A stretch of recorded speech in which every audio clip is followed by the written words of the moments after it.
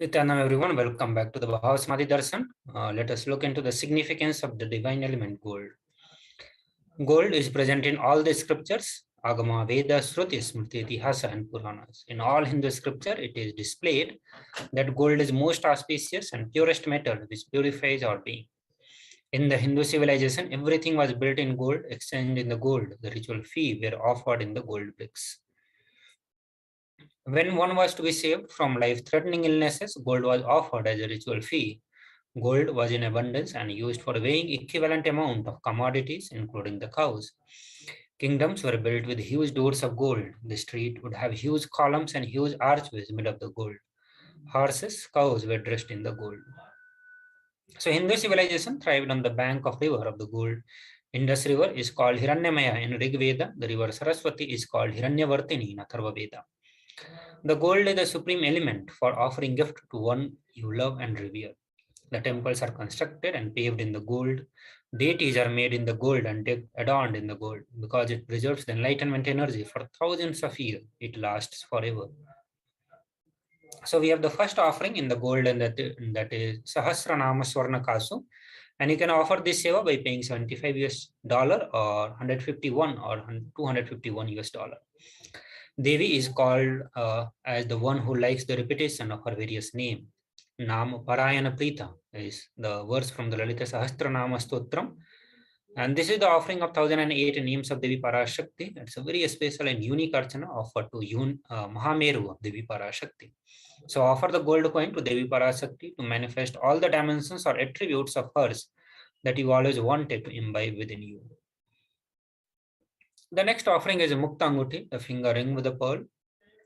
And the Shastra says, I bow to goddess Meenakshi, whose crown has the garland of pearls in the face, shining like a full moon, who wears anklet that are studded with a gemstone and has a small bells, who is shining like the splendor of lotus, who grants all the wishes, the daughter of the mountain, who is worshipped by goddess Vani and Rama. I remain ever bowing to the goddess Meenakshi, the ocean of compassion. So you can offer this seva by paying 251 US dollar or 501 or 750 US dollar. And also to make this offering, you can visit the link tiny.cc/Devi offerings, or also will guide you through the whole process at the end of this segment. So you can offer the finger ring with the pearl to the cosmic mother and experience blessings and healing with your mother. The next offering is Swarna Padma Pushpa, and that is golden lotus, and you can offer this seva by paying 600 US dollar. And the Shastra says this is from Kami Kagama, where Paramashiva says all the kalasas should be wound around with the suitable threads and covered with a new cloth. They should be adorned with a lotus flower made of the gold. So there are hundreds of scriptural references for using lotus in the worship of Paramashiva.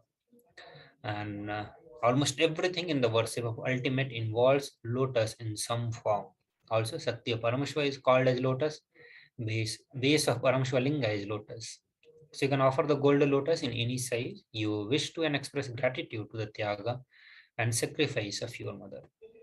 Also, the next offering, the Swarna Methi gold touring, you can offer this seva by paying 750 US dollar.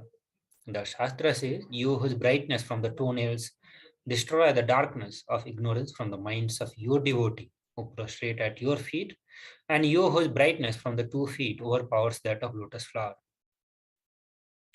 The verse number 83 of Saundarya Lahari, which states that the nails have been sharpened by constantly being touched by the crowns of celestial being who always prostrate before Devi. Tamoguna is the darkness, and in this astotram, tamas is indicative of the ignorance in the mind of devotees, and by constantly prostrating before Devi, their ignorance is removed and they attain knowledge. So you can offer the touring to Devi, adorning her sacred feet to win constant gratitude for receiving her blessings in even the most difficult aspect of your life. The next offering is Swarna Mantika, gold hairline jewelry, and you can offer this seva by paying 750 US dollar. Devi Parashakti is the one who makes the nectar flow in our nerves from the Sahasrara, that is, she who gives the very pleasant experience of the ultimate. The Mantika represents the nectar flowing from the Sahasrara Chakra, which is fully opened, and you can offer the Mantika to Devi, receive the blessings of achieving the blissful state of overflowing gratitude and a space of complete completion. So in the next few slides, we'll present the various offerings related to the Guru, the offering, the seva that you can offer to Supreme Pontiff of Hinduism and receive the infinite blessings. So first we present the Shastra Pramana for that, and the Shastra Pramana is from the Sri Kularnava Tantra, and where Paramashiva is directly revealing the various sacred secrets to Devi Parashakti for all of us to have the enlightenment experiences. So the very first Shastra Pramana that we are presenting here is from the Kularnava Tantra, chapter 12, verse 12, and Paramashiva says to Devi Parashakti that there is no mantra higher than the Paduka, no God higher than the Guru, no initiations higher than the Shakti, and no merit higher than the Kula worship. In another verse, verse number 120, he says, one should not approach royalty, the deity, or the Guru empty-handed. He should offer fruits, flowers, clothes, and like according to his capacity. So let's look into the significance of offering the Prataksha Pada Puja, and that is worship at the lotus feet, the divine lotus feet of Supreme Pontiff of Hinduism. Also, you can offer this seva by paying $1,008. Now, let me read the Shastra Pramana. And Paramashiva says, O Devi, remember this Paduka, which yields infinitely greater merit than billions and billions of mantra japa, the billions and billions of pilgrimages, and billions of worship. So that is the significance of offering the Prataksha Pada Puja. Also, you can offer the Vastra Seva by paying $1,008. So now we'll guide you through the video on how to register your intention for all the seva, also how to make the online payment. And once you are done with the payment, how to submit your names during the puja for your name to be chanted out during the puja. So we'll walk you through this short video, which will guide you the step-by-step processes. So first link, if you want to just register, go to tiny.cc/bhavasamadhi. So that is the registration form. It will redirect you to the Google form through which you will be registering your intentions for the various offering. So as you are seeing on the screen, click on the next button and it opens up the various data field. You can, where you need to fill the personal details, and you need to also select the seva that you want to offer, and then that's how you register your intention. Once you are ready to make the payment, please come visit this link tiny.cc/Devi offerings. It will lead you to Devi Parashakti Bhavasamadhi Darshan donations, and from the select option you can select a multitude of sevas. There are various sevas and you can choose any one of the seva, and also at the same time you can decide on the quantity and then add to cart. And now it leads to a new page, and here you just need to verify the seva that you choose and the quantity and the total amount that you need to pay. Once you are okay, proceed to checkout, and it leads you to the billing page where you need to fill all the billings related details, your card number to make the payment. And once you click on pay now, so that is how you complete your payment for the various offerings to Devi Parashakti. And after that, you need to fill the another form, that is tiny.cc/sankalpa 2021. So this is for submitting your names, and that will be chanted out during the puja. So you'll have to fill some of the personal details and then the payment details. So with this, you complete, we complete this segment on enriching and enriching. Now we'll be moving to the next segment, and that is going to be glimpses of the glorious past.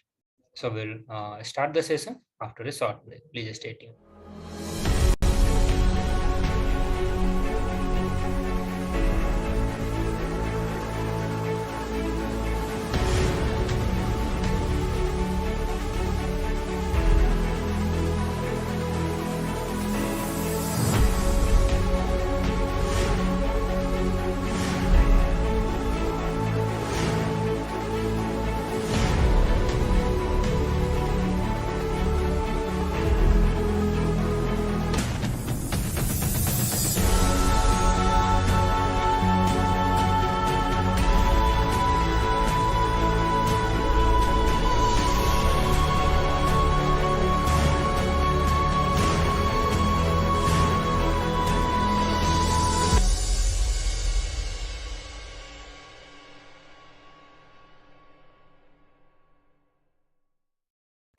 Just be alive for next 3 years. Don't die within next 3 years. I guarantee you, I will reach you wherever you are.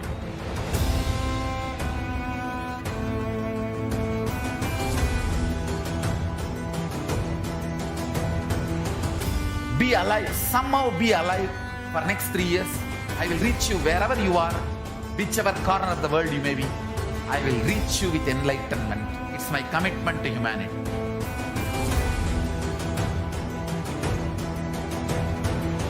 I'm going to empower, enlighten each and every one of you with the fuel and energy of the parallel universe.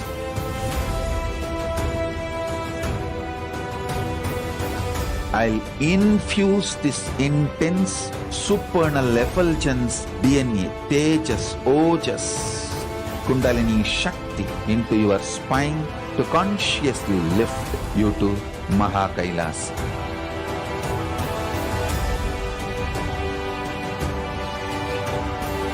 It is irreversible permanent enlightenment, irreversible power manifestation, irreversible permanent empowerment.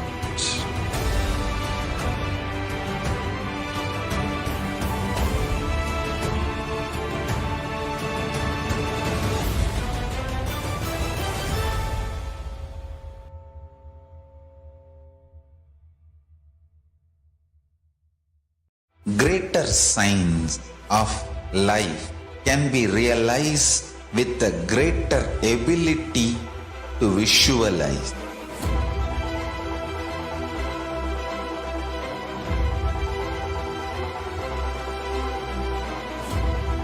Greater science is the equivalent word for Hinduism.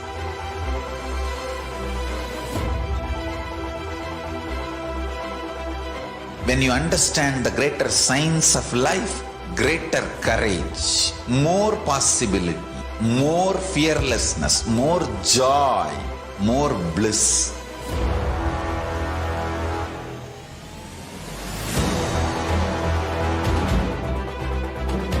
When you visualize Paramashiva with 25 heads, 75 eyes, 50 hands, your consciousness becomes ferocious, and that ability to visualize, you will get involved in everything deeply.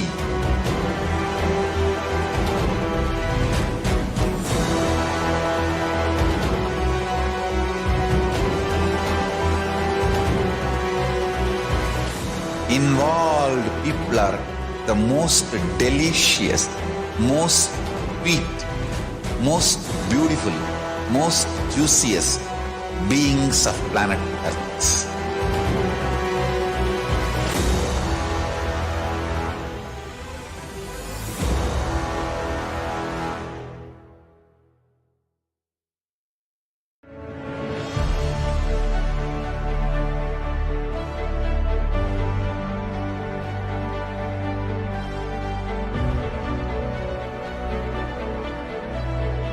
I am your Guru. I will make you enlightened.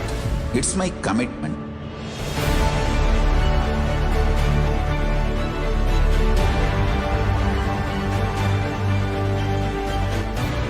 Till you become Paramashiva, I won't rest. Don't worry at all.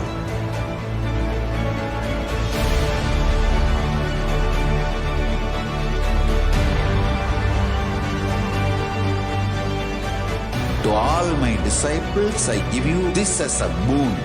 I'll swallow everything with which you are stuck and liberate you all.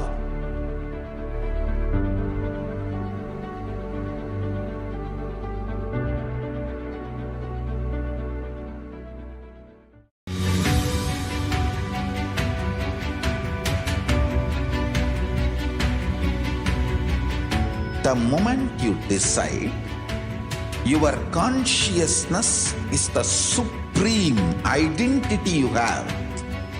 You will not empower your depression, your frustration,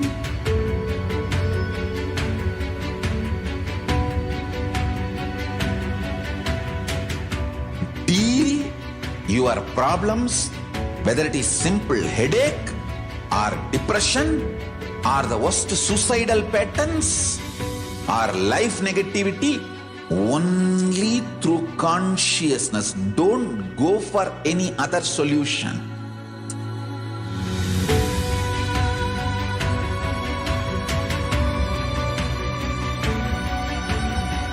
Don't keep stupid, toxic, life negative struggles inside.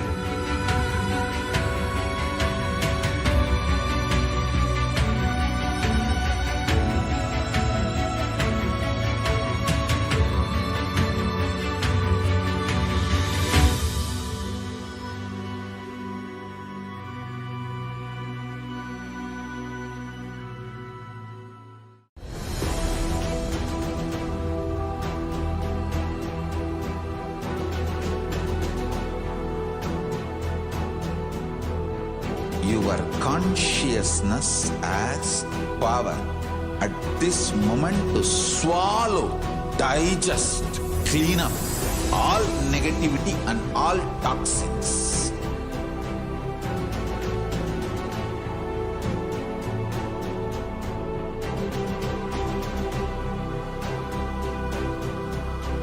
Develop a powerful will persist.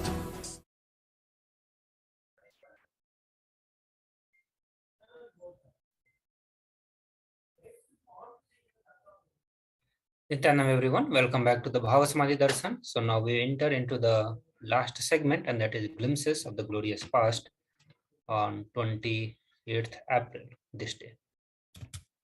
So now we first start with the year of 2005. So on this day, Supreme Pontiff of Hinduism, Bhagavan Nithyananda Paramashivam, delivered a discourse at AT&T corporate firm in the New Jersey. Supreme Pontiff of Hinduism explained that no miracle or coincidence exists. Everything happens on the cause and effect relationship. Intuition can happen to every human being. With intuition, you take clear decision. You will have the courage and power to execute the decisions.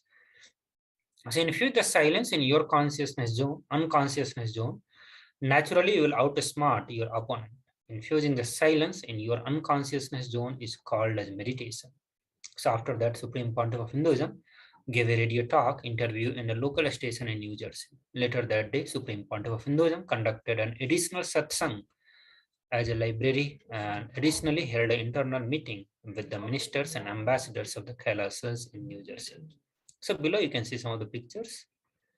And also let us watch this short video to get this some knowledge from this inspirational talk. Infuse silence in your unconsciousness.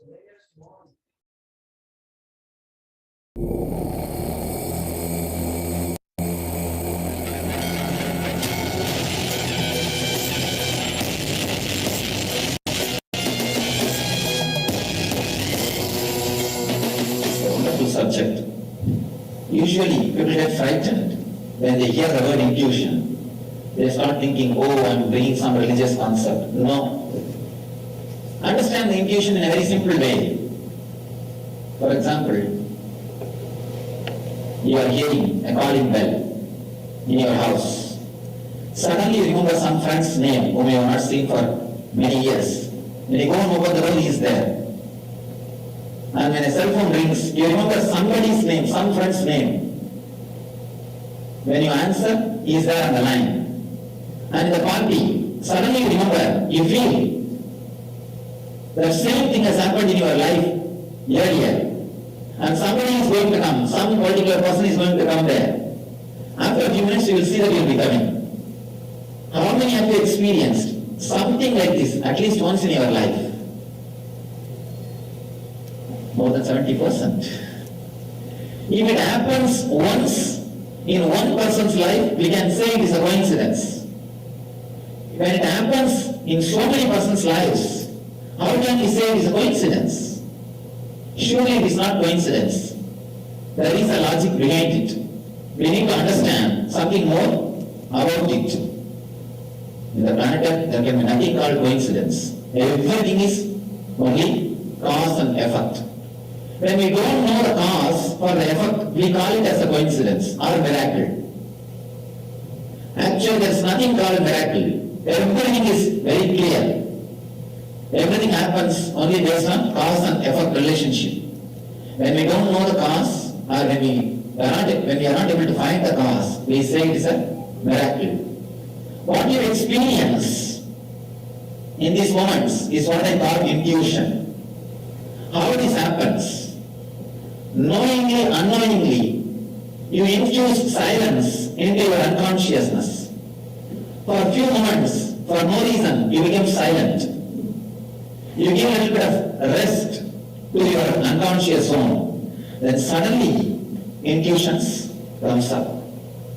Intuition can happen to every human being.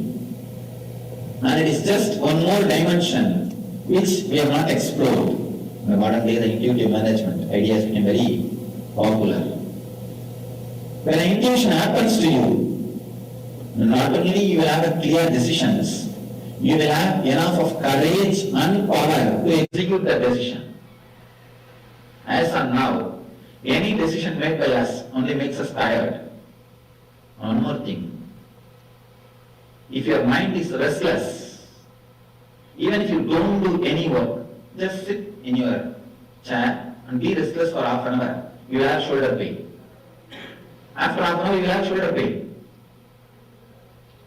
More restless, you create more diseases for yourself, and naturally our decisions will be unconscious without any logical end or without any profit. When you infuse silence into the unconscious zone, you go up to the level of intellect first. Means you become more logical, more peaceful, relaxed.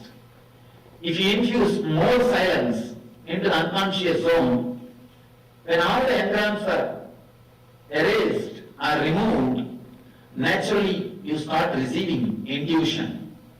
You become more blissful, more active. I have seen some people, 24 hours they will work and then they will be alive, active, vibrant, because they work from intuition. They don't work from instinct. If you are working from instinct, 5-6 hours is enough. You will be tired. If you are working from intellect, maybe 10 hours.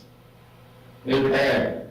If you are working from intuition, 24 hours and something more, you will be alive and vibrant, because you don't waste your time unnecessarily in the unconscious engrams. Our time is not wasted. Our files don't have to go through so many tables. Unconscious engrams. When you go through every unconscious engram, the file is distorted a little bit, twisted a little bit. By the time the file takes a quantum leap and comes out, totally it is distorted file or distorted decision, which we don't even know why we are executing it, why we take the decision. These are the few concepts. Again, I'll just give the summary. The file, any information which you receive through eyes or any senses, go to the DSP, digital signal processor, inside your being, and then the whole file gets converted into digital signal, goes to memory for initial processing of excluding.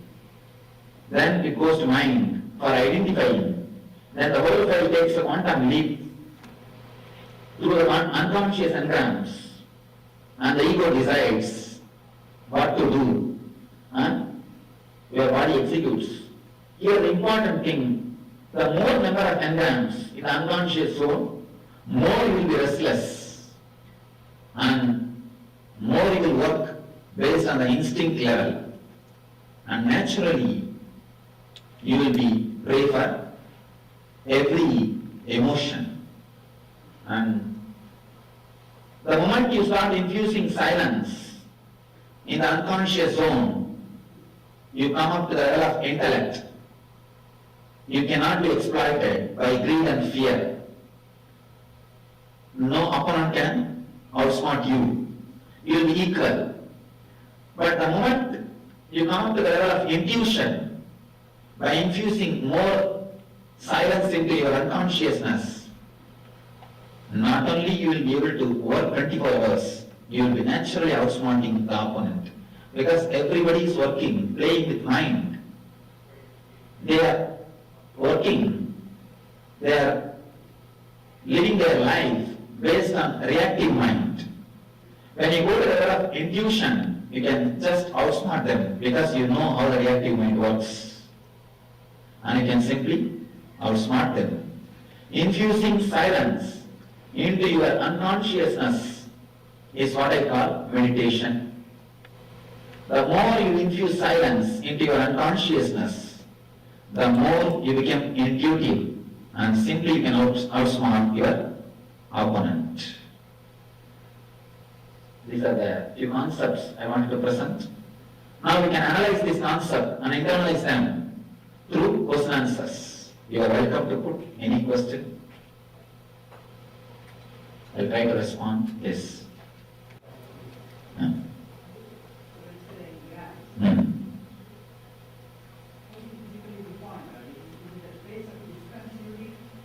Yes. Two ways I can define. Space of discontinuity and space where the decisions get distorted. For example, you went to vacation, you have been to vacation, and then you had some bad experience. Next time, the moment you hear the word vacation, the whole memory will come into your mind, and you will decide just illogical decision. You will just shout at your kid, why are you always talking about vacation? Don't you have any other work? Go and do your job. For no reason. You can see in your life, just for no reason, you become angry. You just get mad at people. Actually, logically, if you see nothing will happen in that situation, but the past memory associated with that words, with that ideas, just comes up, erupts out, without even your knowledge, and tortures you. One more thing, even when no fire comes from outside, when you are sitting silently also, these engrams are so powerful, they come out and disturb you, puts you into depression, restlessness, and uneasy feeling disturbed. All these things are because these engrams comes up without even any fire going from outside. If you are just sitting also, they just erupt and create some conflict within yourself. I have a couple of questions. Yes. When you said outwitting the opponent, that's in fact so the basic device of entertaining this idea, outwitting the opponent, why should one start with that kind of an idea? Because suppose I go with a prepared mind, upset, that I'm going to meet an enemy, my reaction is obviously going to be different. If I say in the normal circumstances, I know that you are my friend, I know I'm going to be that friend, or I'm going to listen to your gospel, then my preparedness is always different.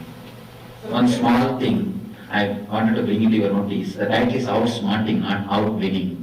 Outwinning is violent, outsmarting is very relaxed. yeah, that's right.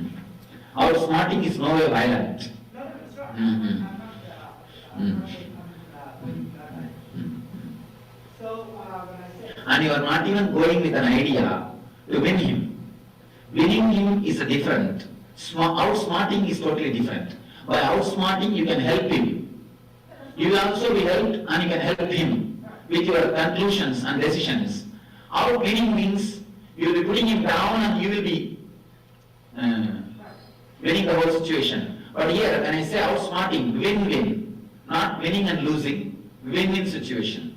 Yes. outsmarting the opponent, but the very word opponent, when I say something is negative, that's one aspect of it that I would like to have a clarification. And the second thing is, if you see I don't know if many of you are aware, but at least I come from an academic background, circumstances led me to get into the IT field. I think only the thing that I did not do in my academic background was winning a Nobel Prize, but then I have associated myself with so many Nobel Prize winners. So most of the Nobel Prize winning work is intuitive. The other day, I wanted to mention a very important thing. The other day, I had lunch with Dr. Charles Towns, who is a Nobel Prize winner in San Jose. Which university? Berkeley, Swami. Berkeley University. University of He California. was telling me, he has discovered laser and maser.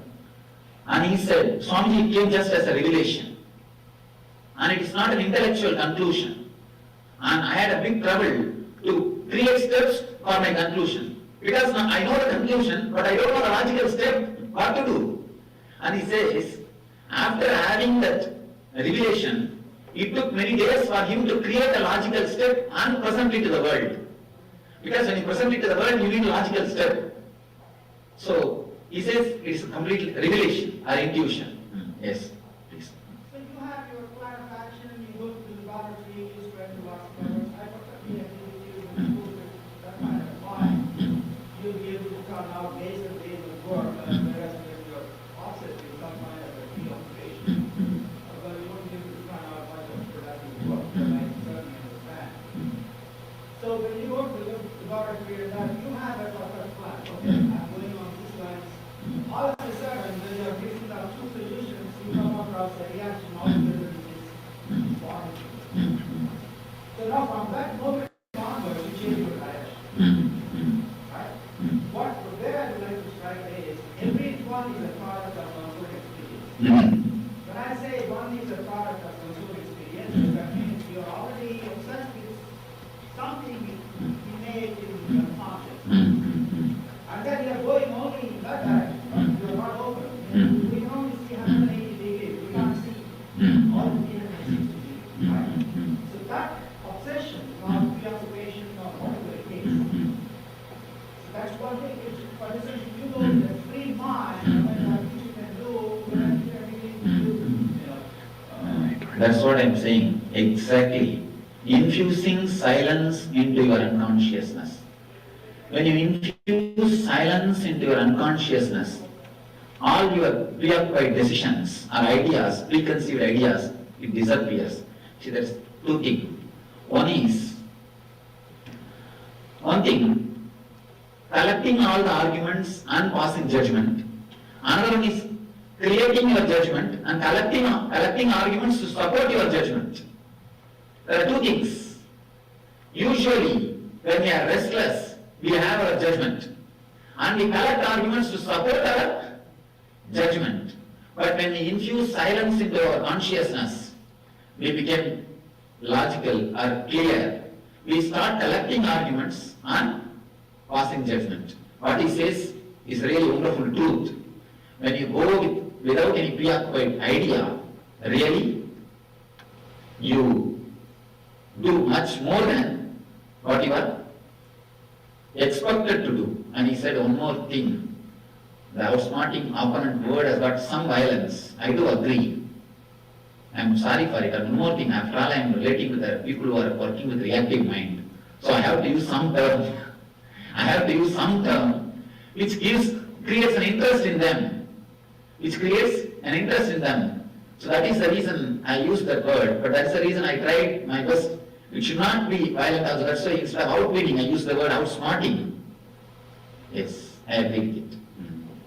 So next thing, this is my last observation. When you say infusing silence, it's not a small task for one to, it's not so active.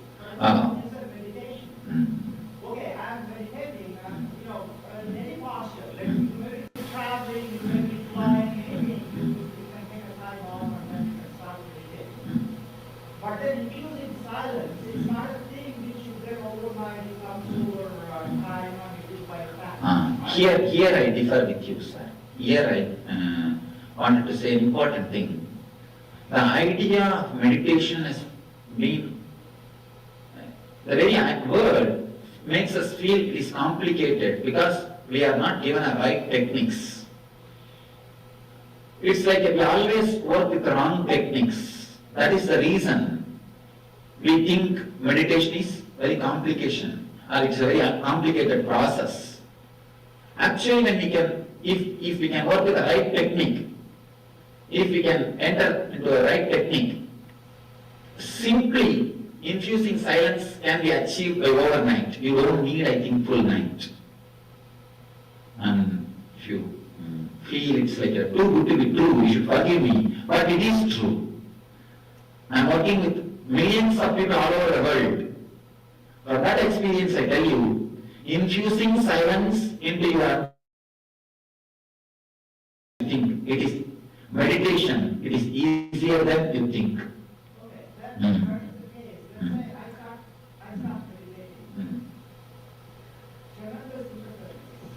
Okay, I started meditating, so now I'm going to get $1 million, so that's it. Now one thing, you see, the idea of meditation means not concentrating on suppressing your mind.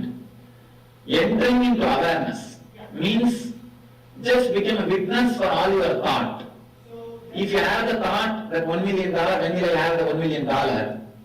Neither suppress that thought nor go behind that thought. Usually when we get that thought, we do two things. Either we go behind the thought, we start working for it. Or we suppress that thought. Both will create engram in you. For half an hour, just witness the thought. Every day you can always take half an hour. Half an hour is not a big thing. You always say, oh no, Swamiji, half an hour is too much time.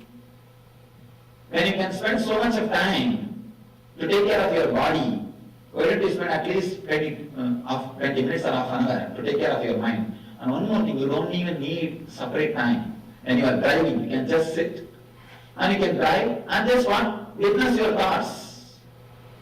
When you are driving, when you are sitting, when you are eating, just witness your thoughts. Instead of going behind them or suppressing them. Usually we do these two things only.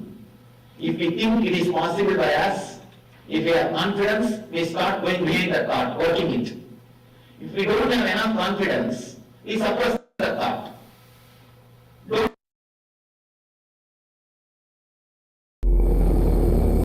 So now we'll move to the next year, and I request all the viewers who are watching us through the live through the YouTube or other social media platform. You can visit nithyanandapedia.org and search for that specific date, and you'll get the full video. And I request all of you to watch that video and learn more and more sacred secrets from the source, the whatever source has been, the sacred secrets that is being revealed by the Supreme Pontiff of India.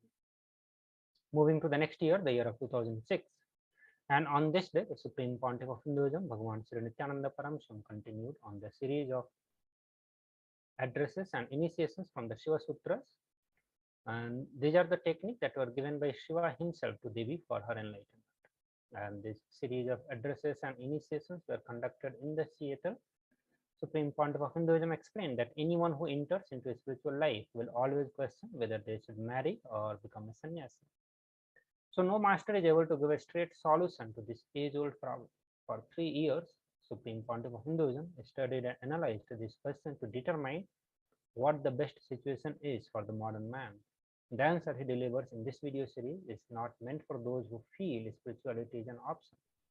The answer is for those who feel spirituality is a compulsory in their life. Brahmacharya is more than just celibacy. The full meaning of the word is living like a god, which means living with the reality and without fantasies and imaginations.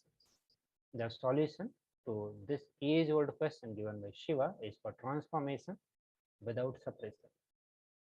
Later that day, Supreme Pontiff of Hinduism participated into the research on the effects of the meditation that has on our brain waves. So on the right side, bottom right side picture, you can see Supreme Pontiff of Hinduism participating into the research which is being conducted by some top scientists in the USA. Let us move to the next year, and the year of 2008. And on this day, Supreme Pontiff of Hinduism, Bhagavan Sri Nithyananda Paramashivam, received the home darshan of deity of the Archavatar of Lord Venkateshwara. The deity was received in the homes of the devotees with all the traditional honor, and especially the Purna Kumbha, the highest royal honorary offering given to a guest in Hindu tradition. The day finished with the Archavatar returning to its home in Nithyanandeswara Hindu temple, and that is Kailasa in LA, Los Angeles, where the devotees had prepared beautiful and Alankaram offering as a gift to Lord Venkateshwara in honor of his presence and the like. Both sides, you can see the pictures of the ceremony that was going on. And moving to the year of 2011, and on this day, Supreme Pontiff of Hinduism, Bhagavan Nithyananda Paramashivam expounded on the 48th verse of the 3rd chapter of Patanjali Yoga Sutra, and in this profound Akashic revelations and initiations from the Patanjali Yoga Sutra, Supreme Pontiff of Hinduism elaborated on the topics of Asmita and Arthatvatva. The word Asmita means literally experiencing I amness, and this experience of I amness, if this is connecting with the sense, with the awareness, then you are living. Life means you are straight away living enlightenment.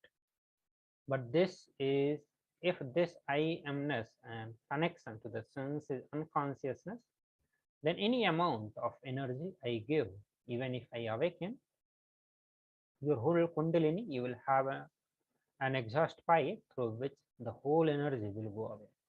The I amness becoming conscious. So let us watch the video and learn more.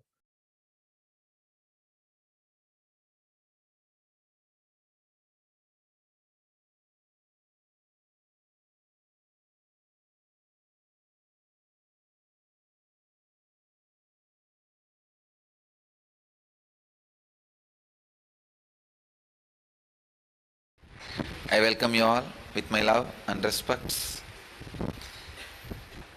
I'll continue on the yesterday's sutra. There are some important points, sacred secrets you need to understand. This is 154th sutra, 3rd chapter, 48th verse. Grahana, Swarupa, Asmita, Anvaya, Arthavatva, Samyamat, Indriyajayaha. Yesterday I spoke on the two key words of the sutra, Grahana and Swarupa. Today I'll talk on the Asmita and Arthavatva.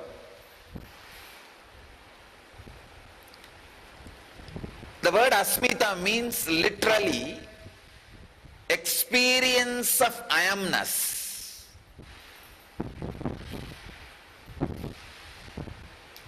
See, this experience of I amness, if this is connecting with the senses with awareness,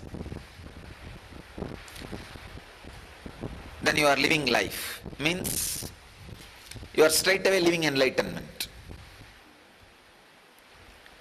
But if this I amness and the connection to the senses are unconscious, then any amount of energy I give, even if you awaken your whole Kundalini, you will have a separate exhaust pipe near your head and that Kundalini will go away. End of the whole Kundalini awakening session, you may have at the most little body pain because you jumped. That I amness becoming conscious, that I amness,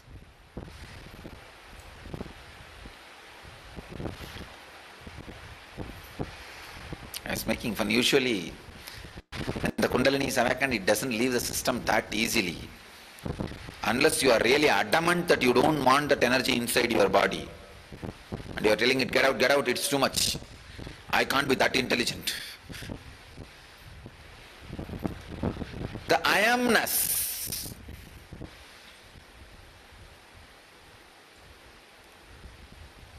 connecting with the senses.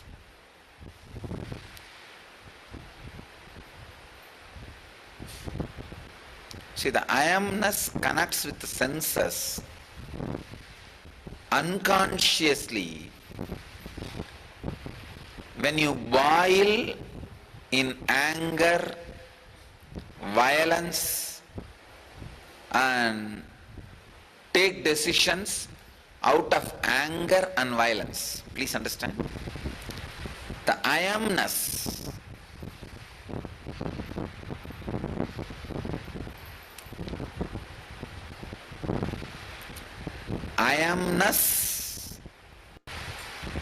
does not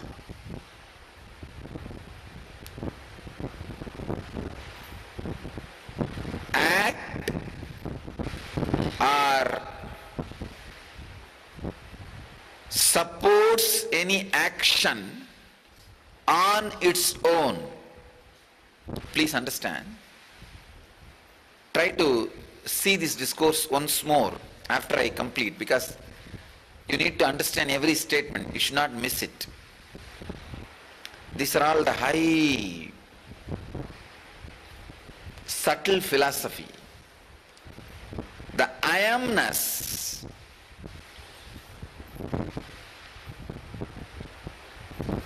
connects with your senses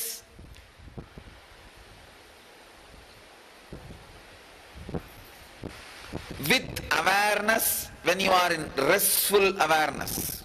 Please understand this. I amness is a pure conscious shaft, asmita. Senses are the matter. If the bridge between the I amness and senses are anger and violence, the function will be unconscious. If that bridge is the restful awareness, the function will be conscious. When the function is conscious, you will have the extraordinary powers, that's all, nothing else. This is the essence. Again, everything boils down to unclutching. The more and more and more restful awareness living is practiced,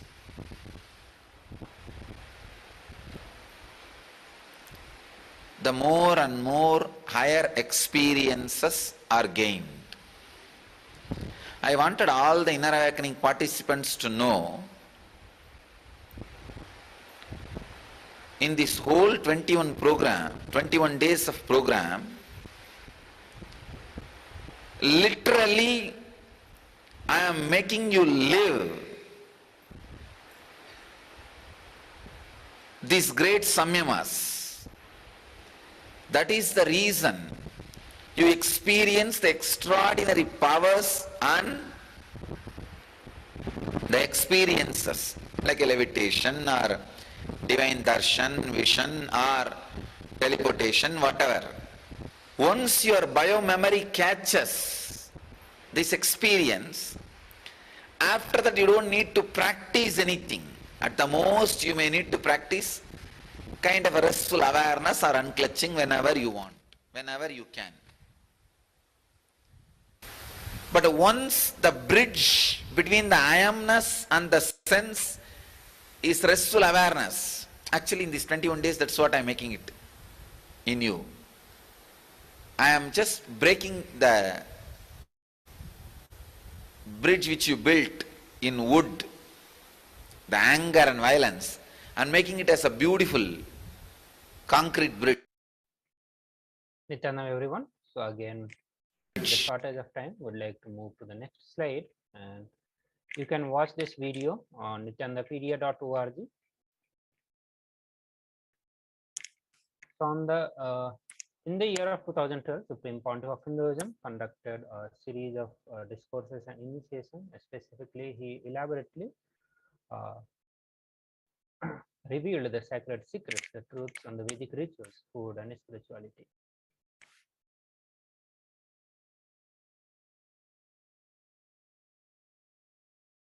On this day, Supreme Pontiff of Hinduism, Bhagavan Sri Nithyananda Paramashivam, answered questions from the devotees. The first question was about our astrological destiny. Do the planets at the birth determine our fate, and if so, can initiation from an enlightened being alter our circumstances? Supreme Pontiff of Hinduism replied that it is not the planets but our belief and mental habits that determine our fate, and as we have experienced, initiation from the master changes all of that. The person too inquired regarding nutritional supplement and asked for recommendations. Supreme Pontiff of Hinduism declined to recommend a specific brand, but stated that the organic supplement in general supports both physical health and raising our consciousness. The final question concerned why we should receive a spiritual name. Supreme Pontiff of Hinduism revealed that the spiritual name has three functions. It shows the path that we should choose in the life, gives us a goal to achieve, and opens the new life in front of us. Moving to the year of 2013, and on this day, Supreme Pontiff of Hinduism, Bhagavan Sri Nithyananda Paramashivam, conducted the Nitya Dhyana Yoga Day 2 in the city of New Delhi, India. As part of this convention, Supreme Pontiff of Hinduism shed new lights on the mystical aphorism, Aham Brahmasmi, loosely translated as each one of us is God. Each of us carries a design for the cosmos inside our inner space.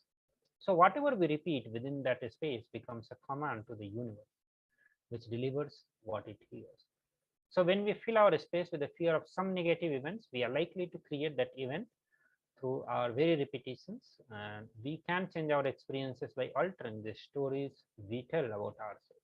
Rather than dwelling into the suffering or failure, we can repeat for as long as necessary until truly we live with happy outcome, joy, and success. In the year of 2014, and on this day, Supreme Pontiff of Hinduism, during the presidential address, Nithyananda Satsang, he expanded on the responsibility and commitment. He defined a committed person as one who looks at the future from what can go wrong from a space of incompleteness. He defined a responsible person as one who looks at what all can go right, one who moves from the completion, planning, and gratitude. A responsible person delivers. He does not need to be committed. So with this, we move to the next year, the year of 2015. And on this day, Supreme Pontiff of Hinduism elaborates on the context to keep seeking alive and pure. Without the right context of the seeking the truth, even renunciation is used to justify laziness, non-action, dumbness. But real renunciation is action, from grazing the cow to milking, churning curd, offering ghee to the divine or the guru. And that is the authentic seeking. Master's words are only the anchor from the other enlightened plane of existence to save us from the drowning in the samsara, those in delusion and the bondage. The highest spiritual practice is catching the master's word and constantly reinventing, re-strategizing ourselves. An author incarnation learns to wake us up and make whatever is too good to be true as true. Later that day, Supreme Pontiff of Hinduism presided over the traditional celebration of Meenakshi Brahmotsavam Pattavisekam, the divine coronation of Devi Parashakti. So let us catch more glimpses from this day through a short video magazine, Nithyananda Times.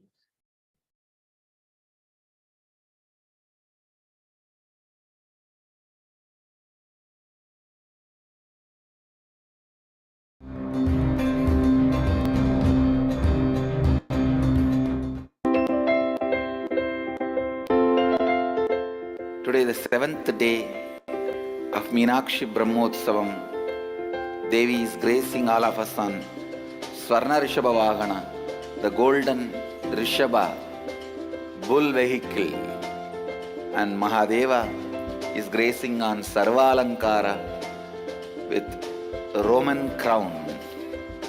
Only in Madurai temple, even the cultures which came later, the best parts of those cultures were observed into the worship and tradition. So the crown he is wearing is actually a Roman style crown. The tradition says once the Roman king came to Madurai on a friendly visit and offered his crown to Sundareshwara. From that time, the tradition of putting Roman crown on Sundareshwara exists, and still the original crown is there in the temple as it is. maintained and preserved. Still Sundareshwara uses that crown once in a while. Let's receive their grace on this day.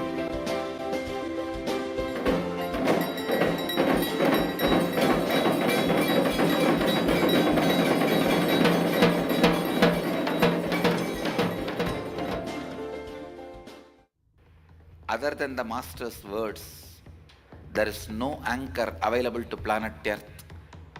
Please understand, anybody who is drowned in the ocean of samsara, the ocean of delusion and bondage, the only anchor available to raise yourself to the next level is Master's words. From the other plane of existence, the only bridge available to this plane, this universe, is an enlightened Master's words. If you don't catch that and raise yourself, nothing else, no puja, no meditation, no spiritual practice can help you. The highest spiritual practice is catching the Master's words, constantly reinventing yourself and re-strategizing yourself. If your seeking is alive, you will go on reinventing yourself. You will raise yourself by yourself. You will be so alive. You will be so brilliant, so energetic.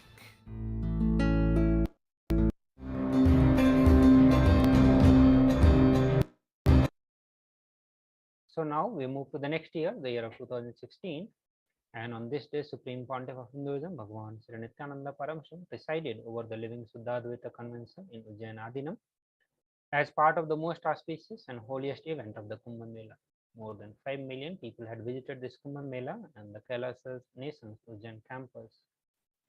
On this day, the delegates had the opportunity to have the once-in-a-lifetime experience of the most powerful energy darshan of Supreme Pontiff of Hinduism, and later to receive a personalized Kalpatru darshan, where each participants and every one of the delegates of the Living Suddhadvaitam Convention got to receive healing for their chronic ailments, boons and blessings for many aspects of their life, such as their health, wealth, relationships.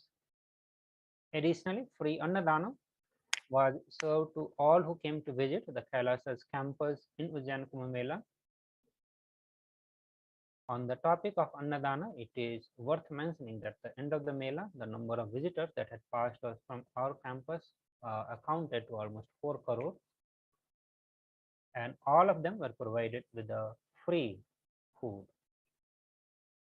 So we'll catch the glimpse of this day through the short video within the time scenario.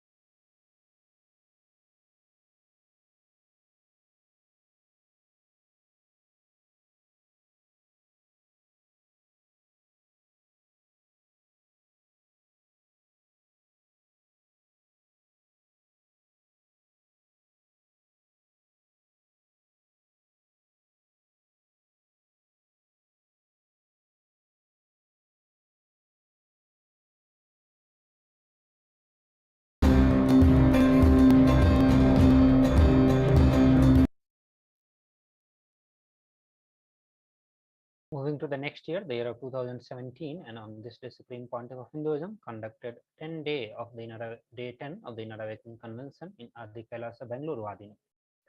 As part of the convention, Supreme Pontiff of Hinduism presided over Nityananda Yoga and Malakanda Yoga and conducted unclutching initiation manifesting Shakti season by providing the extremely powerful Jnana alchemy product for the delegates.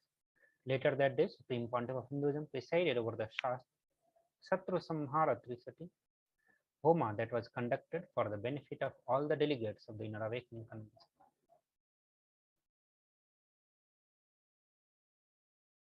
Moving to the next year, the year of 2018, and on this day, Supreme Pontiff of Hinduism, Bhagavan Nithyananda Paramashivam, delivered a new year bomb entitled The Right Atmosphere, during which he stated that if you want enlightenment and power manifestation, you have to be at the Master's feet. Today, while the conclusion of the Chitra Brahmotsavam celebration with the Meenakshi Tirukalyanam, the divine marriage between the Sadashiva and Parashakti in their incarnation as Lord Sundareshwara and Goddess Meenakshi. Around the world, several sevas as well as the Dosham and other enriching activities took place. Additionally, on that day, Supreme Pontiff of Hinduism visited the town of Dhanushkodi, which is located at the southeastern tip of Pombon Island in the state of Tamil Nadu in India, where he formed a Shivalinga in the sand and performed the Shiva Puja as Ma Sita had performed in the Dhanushkodi Rameswaram. Later that day, Supreme Pontiff of Hinduism visited Ramanatha Swami Temple, Rameswaram, Tamil Nadu.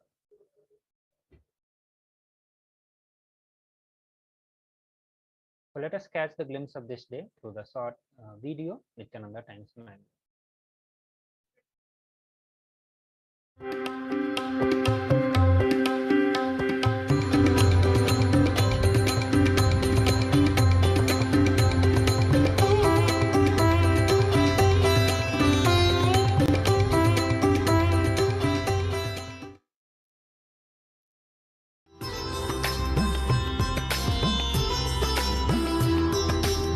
Adi Kailash and the Nithyananda Sangha worldwide celebrated the 10th and final day of the Chitra Brahmotsavam.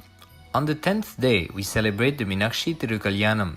It is the divine marriage of Sadashiva and Parashakti in their incarnations of Lord Sundareshwara and Goddess Meenakshi. This occasion was celebrated in a grand way at the Nithyananda Peetham Bengaluru Adinam in the traditional Pandya style.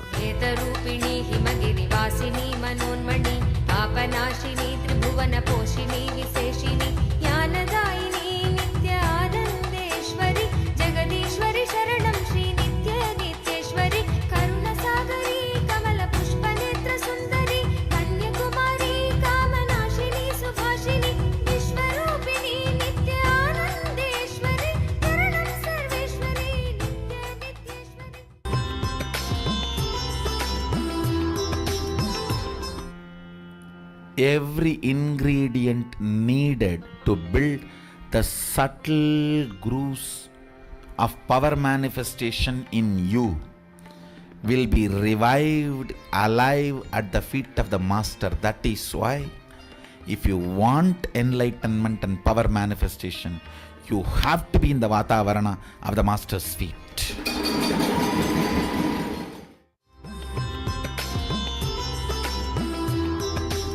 All his life, Swamiji has been involved in pujas, homas, abhishekam, all the various forms of worship available in Sanatana Hindu Dharma. Once his public life started, he started to inspire millions of people to learn and engage in the spiritual happening of worshipping. He also demystified and removed all the wrong thought currents that were associated with worshipping, allowing his devotees and followers to discover the authentic art of worship as per Sadashiva described in the Agamas.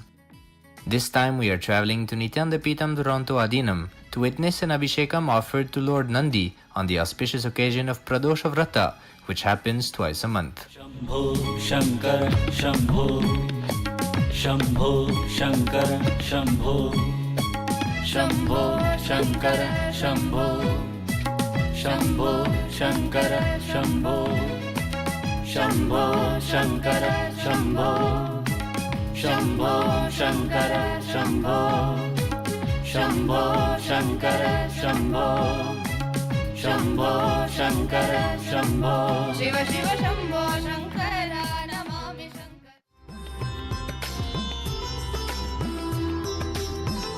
Your life path is already decided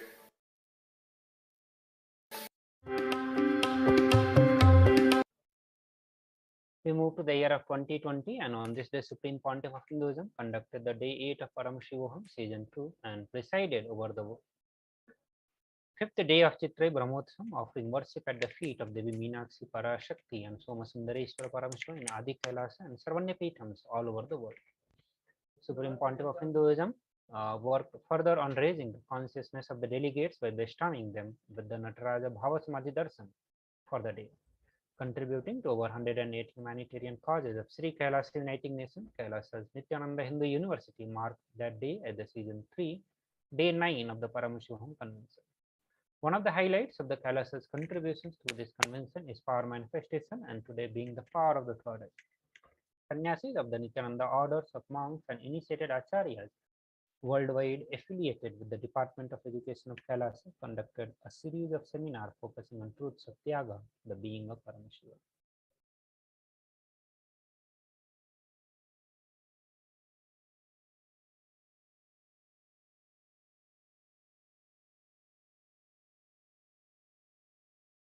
So moving to the year of 2021, and on this day, the ambassadors and delegates of the Kailasa nation received the Shakti Pada and the Shaktini Pada with the live darshan of Supreme Pontiff of Hinduism, Bhagavan Nithyananda Paramashivam.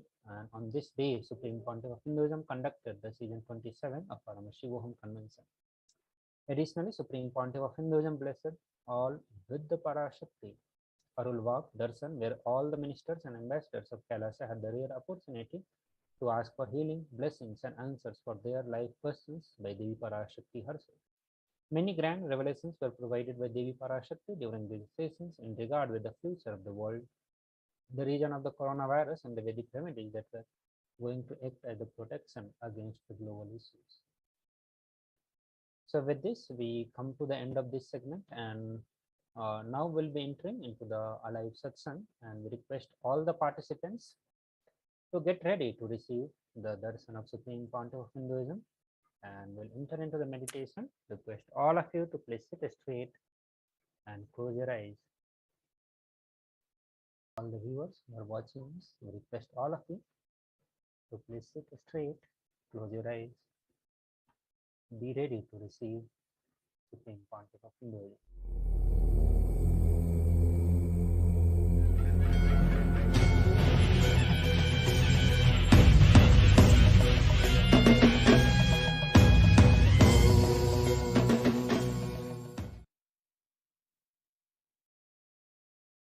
Paramashiva's message directly from Mahakailasa. Listen. The existence of the super consciousness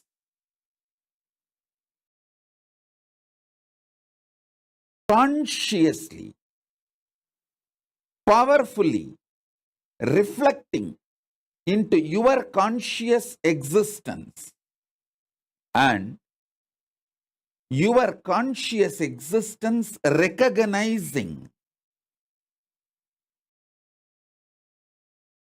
your possibilities and powers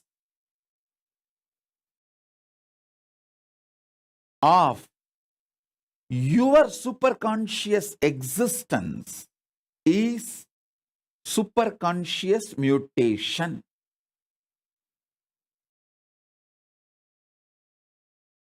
I wanted to make it very clear. This word mutants is misunderstood all over the world, especially the Hollywood movies and TV serials. The way they project the idea mutants, that is not the way Hinduism reveals about the conscious mutation. Please understand. The Hollywood movies and TV serials, what they talk about mutants is people with extra power, but not enlightenment or the intelligence, compassion to handle the power, compassion to handle the responsibility. It is more like a unconscious mutants from the lower worlds, Atala, Vitala, Sutala, Talatala, Patala, the lower worlds. That concept only is presented in Hollywood movies and TV series like Heroes, the new Heroes TV series. All these presents almost kind of a frightening depiction about the mutants. Completely forget about that. Understand what Hindu Shastras, Hindu scriptures, Vedas and Agamas, Puranas talk about superconscious mutation. From the vertical time zone, the higher conscious beings, people who achieved superconsciousness, those beings, their superconsciousness, that reflects in your individual conscious existence, you start manifesting great enlightenment, intelligence, compassion, highest order of human values and divine qualities. With those jnana, buddhi,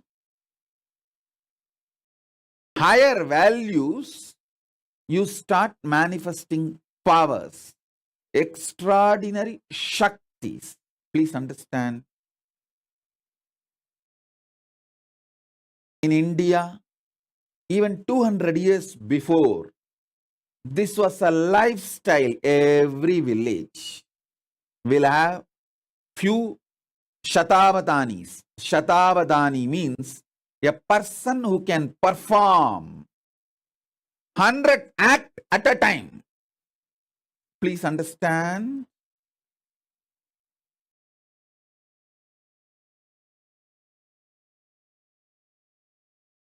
Great Vedic scholars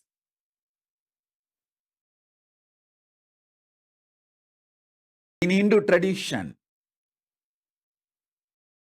developed these powers, possibilities through the superconscious mutation.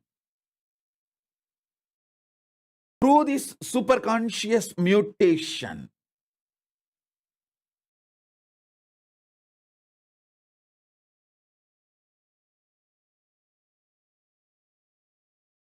they could perform 100 acts at a time because all their non-mechanical parts of the brain was awakened through this superconscious mutation process. I want all of you to know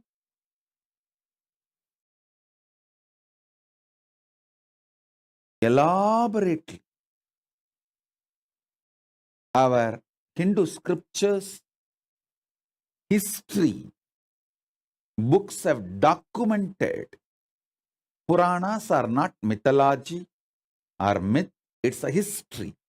They have documented these superconscious mutants, people who had the superconscious mutation experience. The Panchapandavas' birth itself is a superconscious mutation. Kundi received the power to make the superconscious beings give their DNA and give birth to kids through their DNA. She brought Surya's DNA with the blessing of Surya. That superconscious mutant is Karna. Till the end, his great value, the greatest value of Surya is just giving from Karna, because he is from the DNA of Surya, the greatest giver, Bhaskara, radiating. He gave his very life.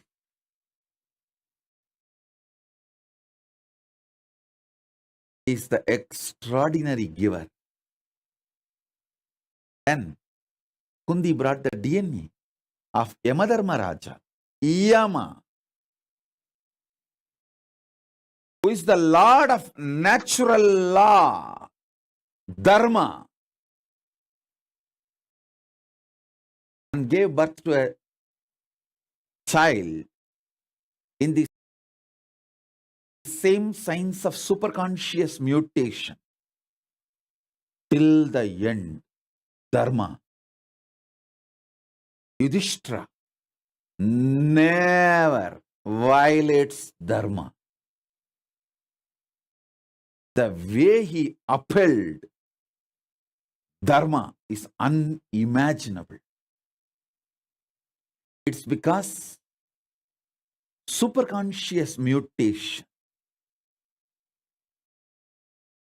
Then comes Bhima. It's a superconscious being, Vayu. His DNA was brought, and Vayu's very DNA, superconscious mutation has been done, and Bhima was born. The power Bhima radiated, the power of Vayu Bhagavan, the power Bhima radiated is unimaginable. Arjuna is a superconscious mutant of Indra. Then Nahula and Sahadeva, they are the superconscious mutants of Ashwini Kumaras. These great beings are all superconscious mutants. Understand? Our Idihasas, Puranas elaborately document these superconscious mutation and the signs of superconscious mutation.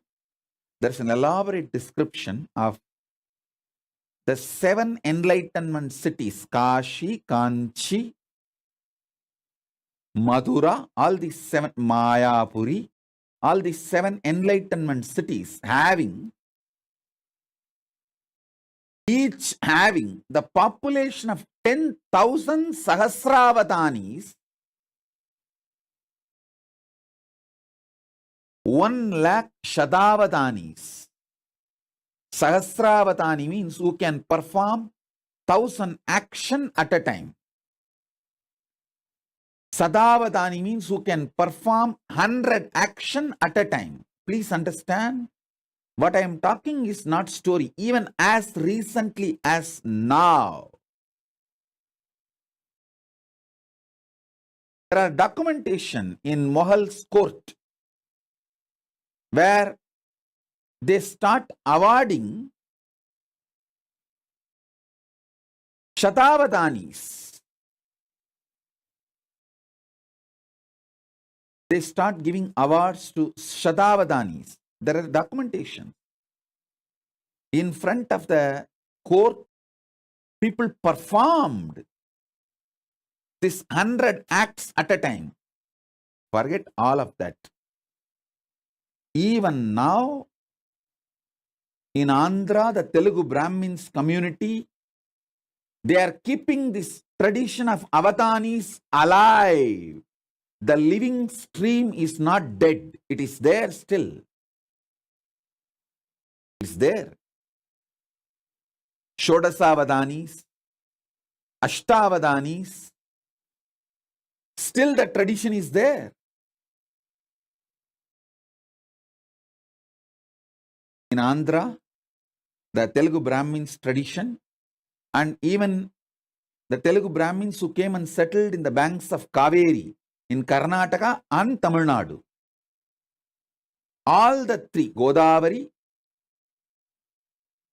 Karnataka, Kaveri in Karnataka, Kaveri in the Tamil Nadu. In all three places, the Telugu Brahmins who came and settled are still keeping these Avadani traditions alive. Actually, there's an elaborate description how these rivers were energized with the superconscious energy for these Avadani traditions to be kept alive. The Ganga was used for Sahasravatanis, people who can perform 1,000 acts. They settled in Kashmir and Kashi. Then the next level, people who can perform little less than 1,000, but around 900. They settled in Yamuna. And you need to know, after the Ganga and Yamuna, people who can perform above 500, but less than 900. That group settled near Godavari. That is why when we describe the rivers and worship, Gange cha Yamune chaiva Godavari Saraswati. Saraswati does not come third, Godavari comes third. Then comes Saraswati. Gange cha Yamune chaiva Godavari Saraswati Narmade Sindhu Kaveri. It was different settlement of different Avadanis. There's an elaborate description of how these Avadanis are trained and how this science was kept alive. Avadani's training is one of the aspects of superconscious mutation. More than Avadanis, another important aspect of superconscious mutation is ability to use the astras. Ability to use the different organs, senses. Listen. Ability to use different organs and senses. That superconscious mutation is Avadanis. You will have an extraordinary capacity to smell, think, write poetry, recollect the numbers, names uttered, means the Jnanendriya, Karmendriya. Manas, Chitta, Buddhi, memory, everything will be fully active, alive, intensely, simultaneously, spontaneously, synergetically. That is what is the definition of being an Avatani. All your Jnanendriyas and Karmendriyas. Jnanendriya means the organs in your system which receives information and processes. Karmendriya means organs in your system which performs actions.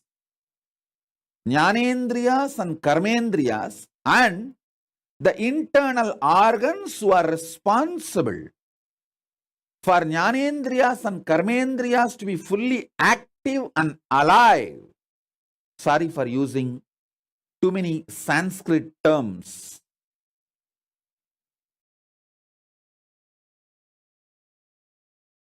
I'll try to translate every Sanskrit term I'm using and give English meaning.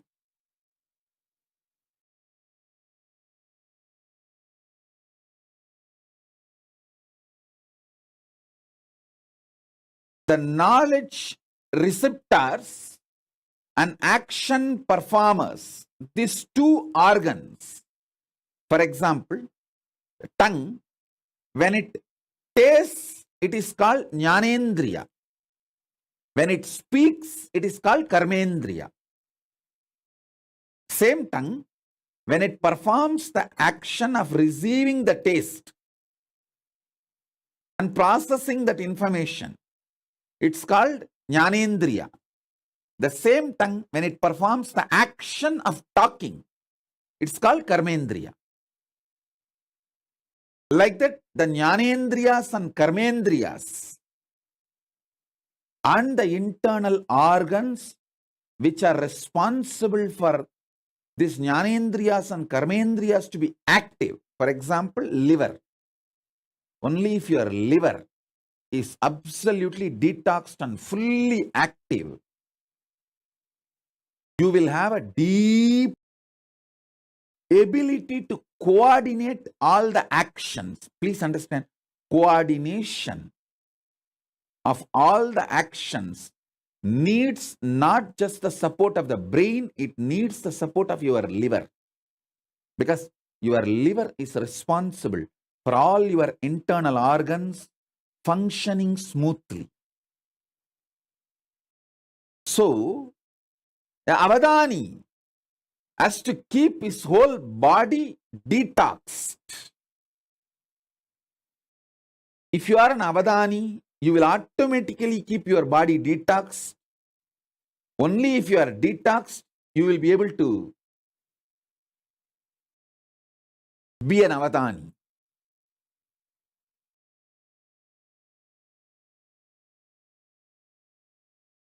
Keeping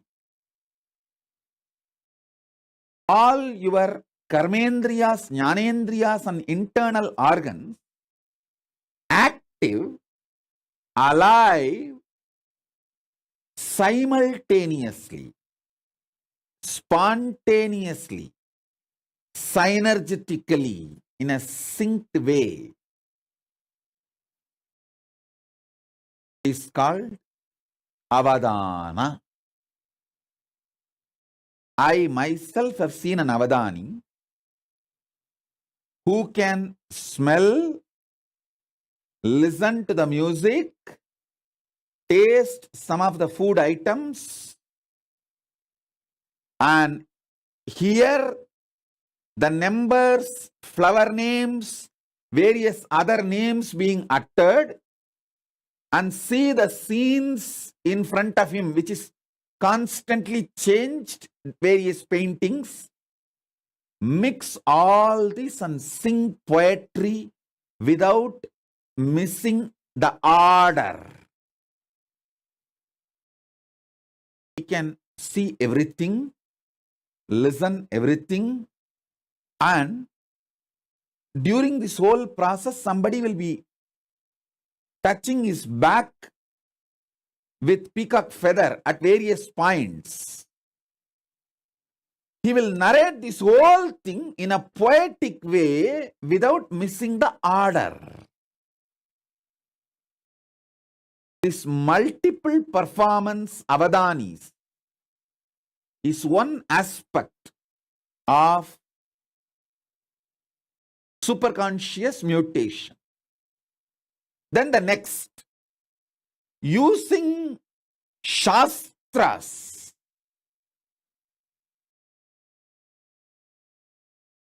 That is what now I am making Suvignana master. See, in Shankara's history, if you see Adi Shankara's history, two of his disciples never studied anything. Totakacharya, Bhatmapada.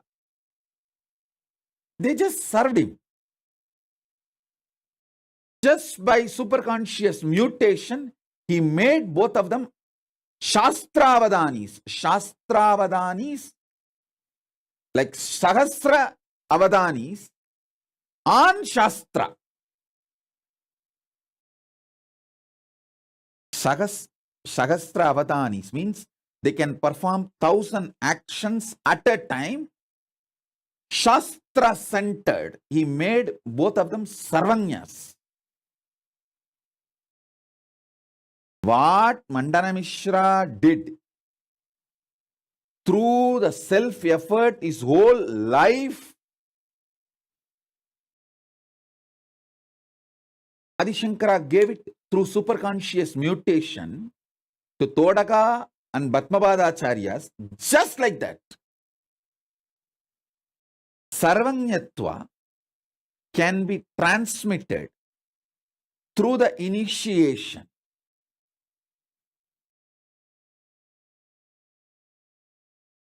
And Sahasravadana of Shastras can be transmitted just like that. Adi Shankara has demonstrated it.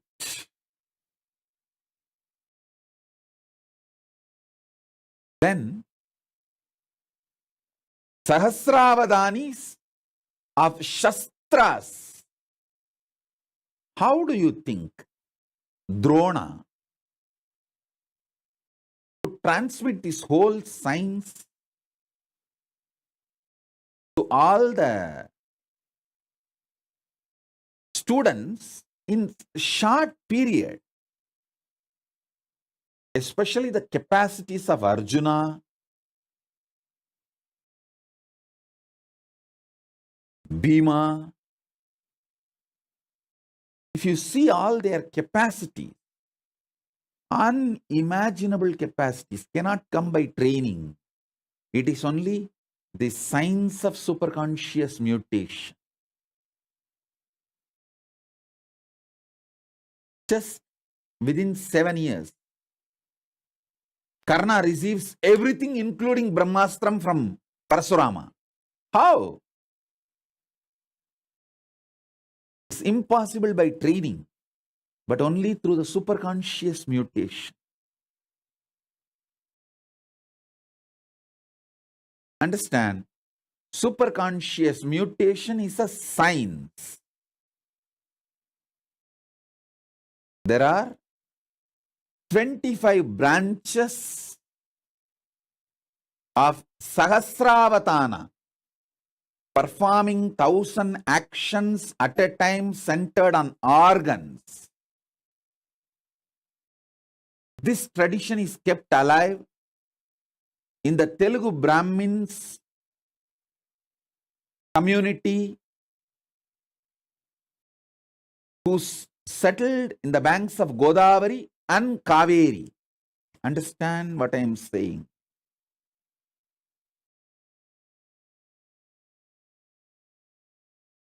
Even now, there is a living stream, at least few people. We have Shodasavadanis, means who can perform 16 actions at a time. I want to tell you, put this on record, how the invaders of India destroyed this Avadani tradition. They understood these Avadanis are the powerful people keeping this Hindu tradition alive. So these invaders started rewarding the Avadanis. Everyone thought, why will award and reward Avadanis? Hindus. Because all these Hindu Avadanis have started coming out openly, publicly to receive the award and reward. They collected everyone and finished them off once for all. That is the way the living stream of the Avadanis were destroyed by the invaders. Understand? But one good news I have for you, all of you, is fortunately, this Avadani, the superconscious mutation, is done in the DNA level. If the Telugu Brahmin DNA is available, Telugu Brahmin kids are available, that is enough. I can reinitiate them, revive the whole Avadani tradition, which is what I am doing through our Gurukul. This is the good news we have. The Gotra of Avadanis, the Telugu Brahmins who carry this Avadanis DNA. If the child is initiated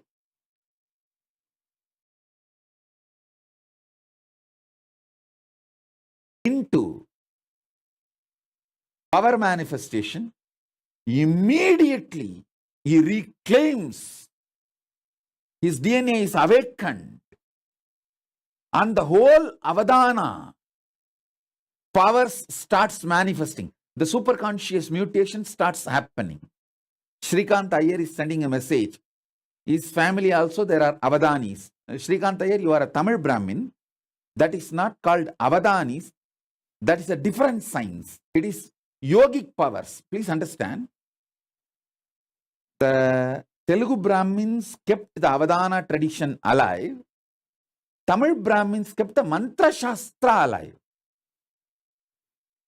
The Avadanis which you are talking, Shrikant Iyer, your family, you are actually Tamil Brahmin, means the Tanjavur Brahmins, Tambras family.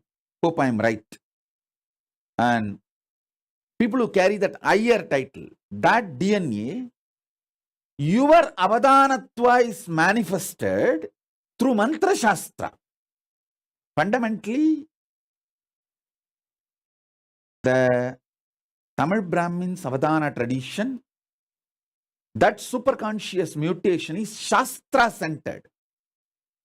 The Telugu Brahmins Avadana tradition is organ centered. Karmendriya, Jnanendriya centered power is the Telugu Brahmins Avadana tradition. The Tamil Brahmins, see, I don't want to create any conflict or community fight here. I am just putting all these things in record. Whatever I saw in the Akashic records and Shastras and the traditions and books, I am putting it on record.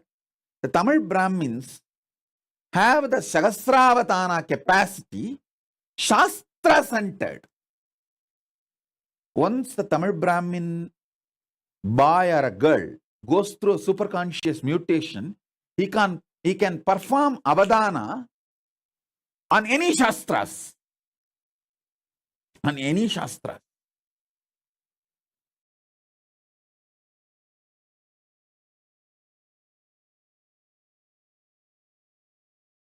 The Shastra-centric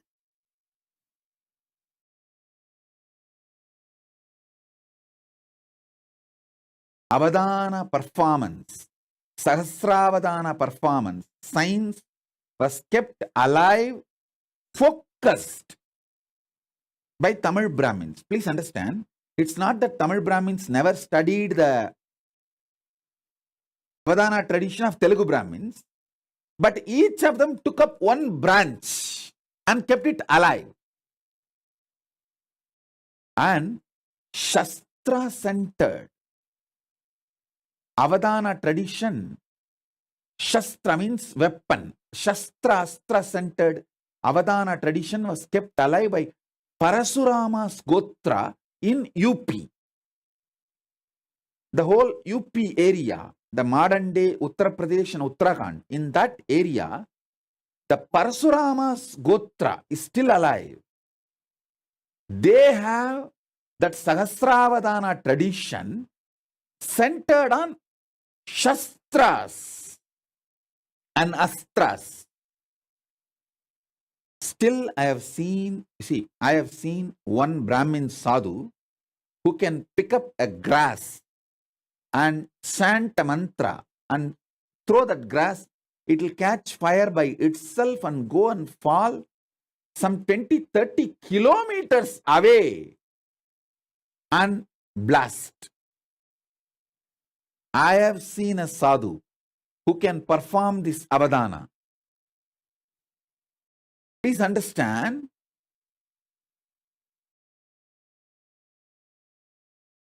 the organ-centric superconscious mutation Avadani tradition was kept alive in Telugu Brahmin stream, Shastra-centric, mantra-centric,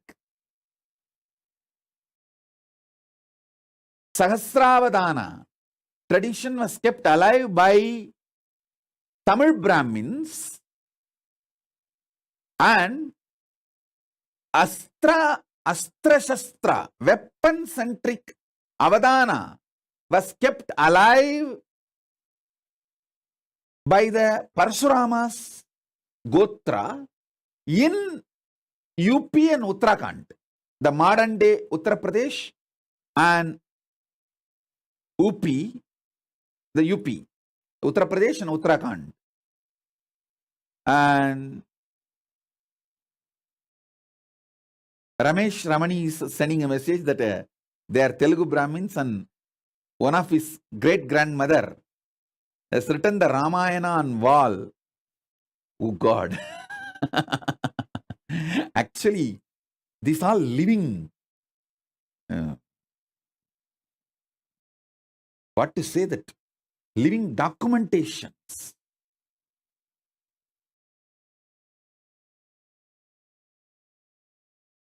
I am getting so many messages.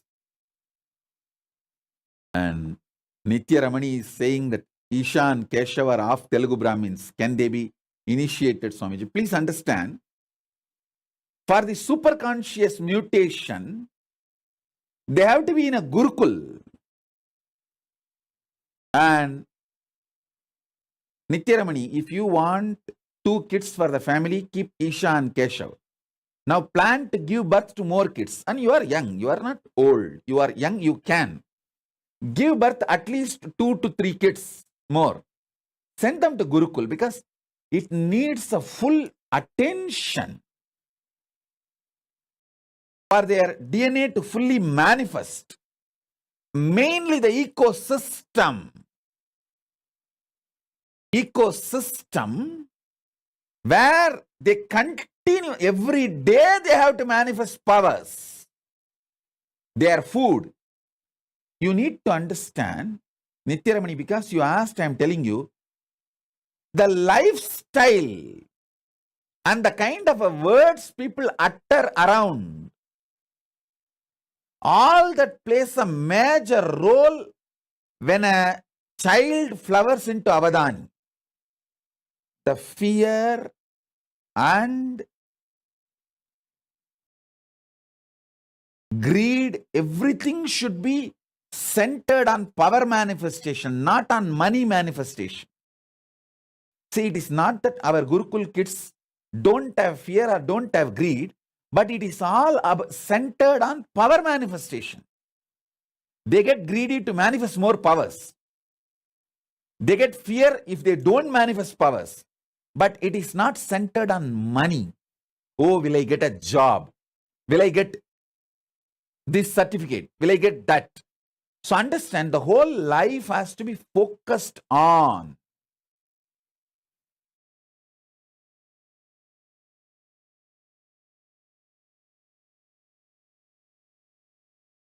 power manifestation and becoming Avadanis.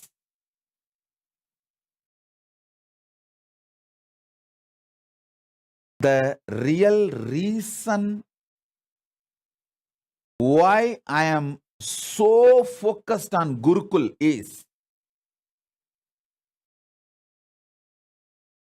my work is not just writing some 1,000 books, giving 1,000 satsangs. My work is superconscious mutation. Making thousands and thousands of Avadanis, power manifestors, demonstrably. Please understand one more thing. I want to put this whole thing on record. Good news is, this whole science is recorded inside the DNA. So as long as the last Brahmin is alive, this science cannot be destroyed, cannot be eliminated. That's the good news.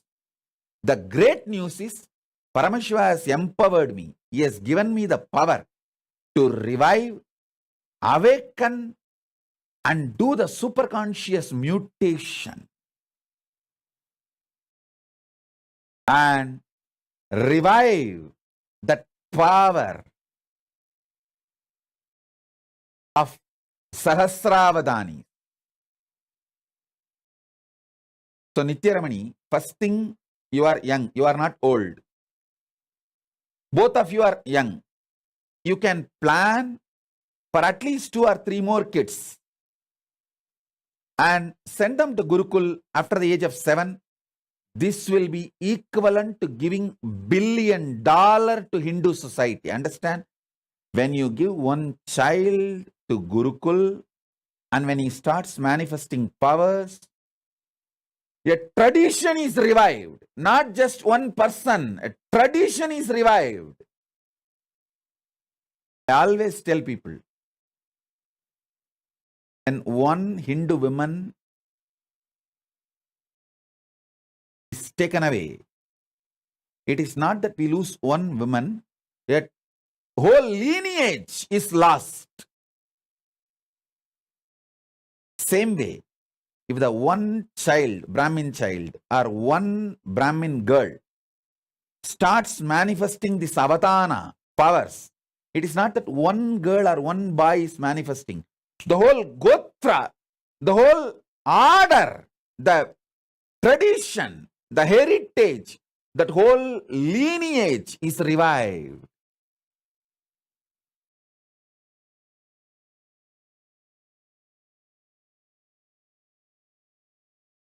The kids who are staying in their home with parents, I can initiate them, give them few powers. But becoming like a Sahasravatani, you need the ecosystem where the kids manifest these powers intensely.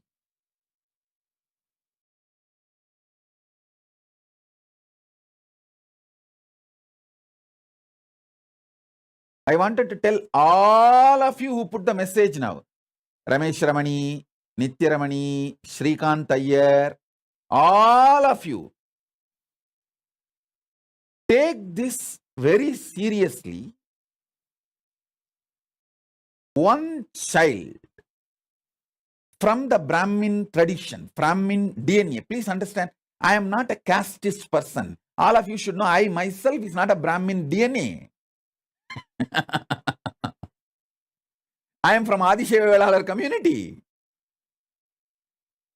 So you should know that I am not a casteist person, and I talk so much about social justice, and I work for the social justice.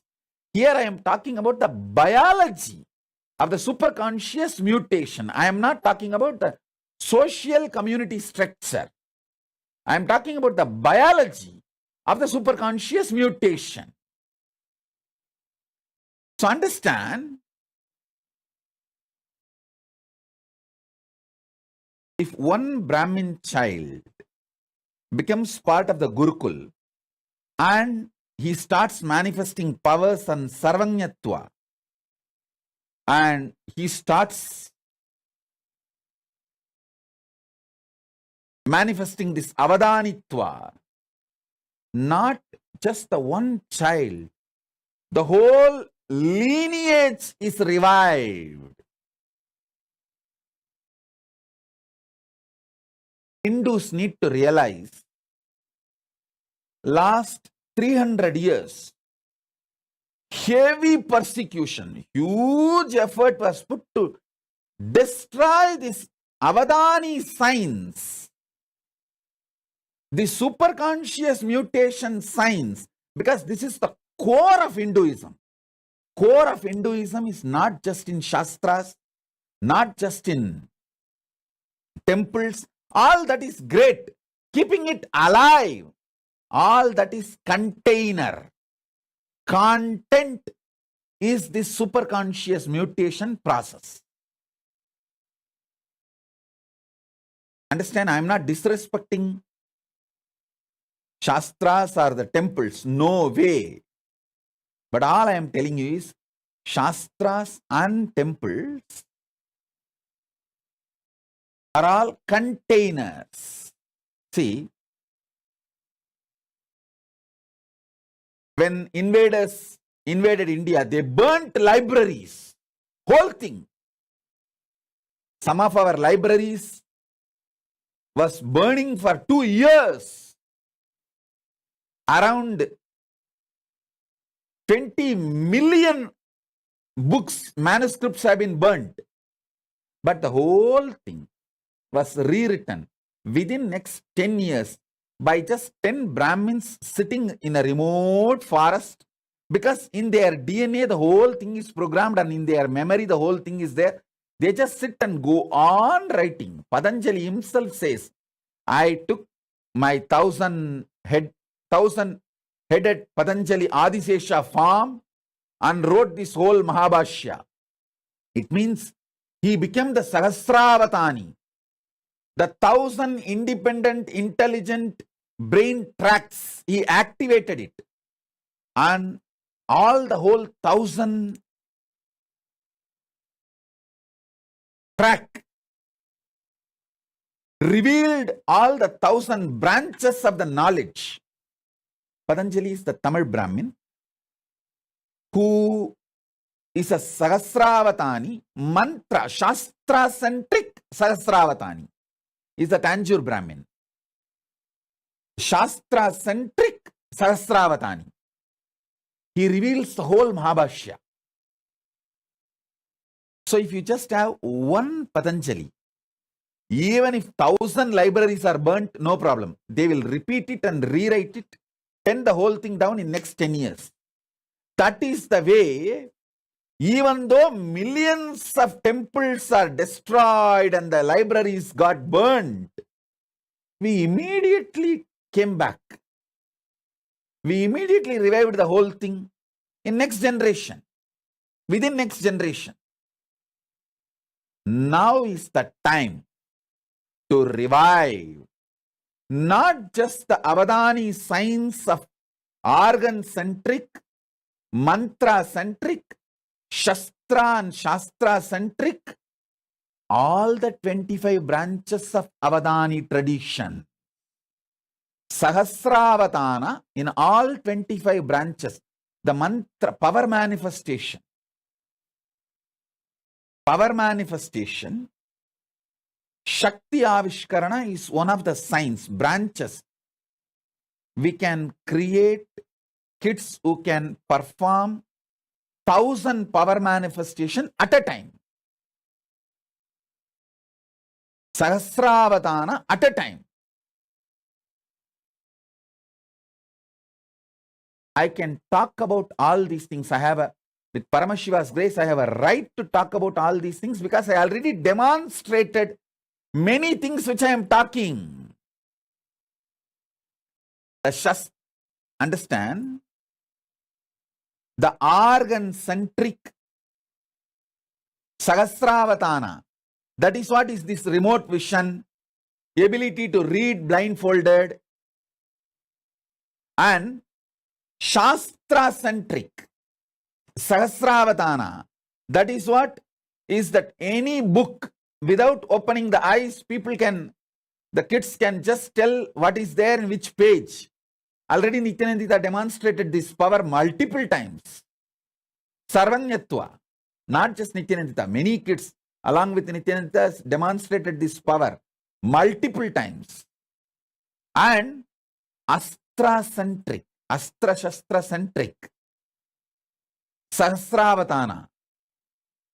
This comes under this materialization. Many other power manifestations come under this Astra and Shastra-centric Sahasravatana. You can receive anything you want and send anything you want. Many of these powers, these Avadana traditions, these sciences I have demonstrated.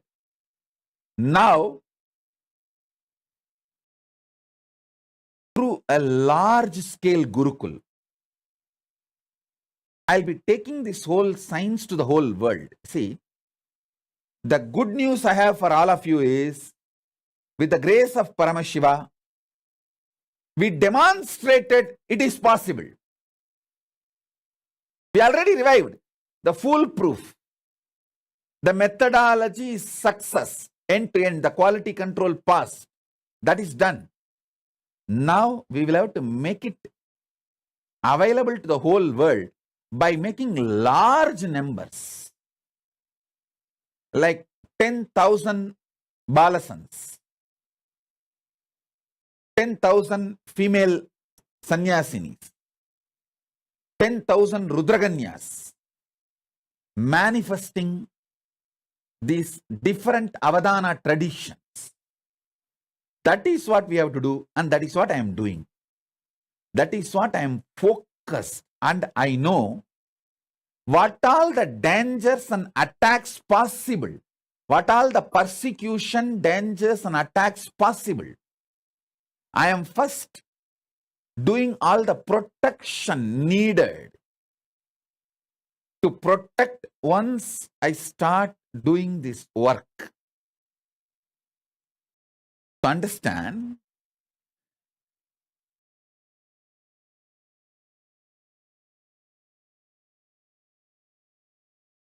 with the grace of Paramashiva, we will do it, and he is doing it.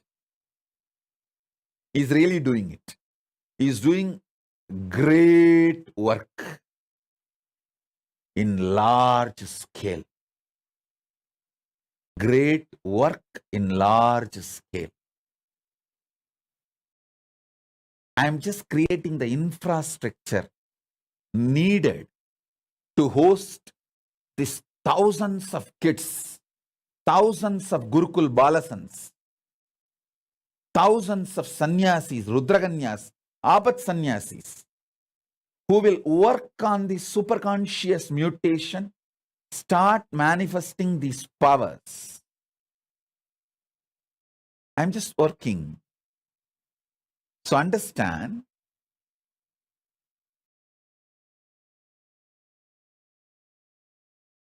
by the time I evolve these infrastructures, all of you who put the message, Shrikant, Nithyaramani, Ramesh Ramani, all of you, you guys plan for getting more and more Brahmin kids.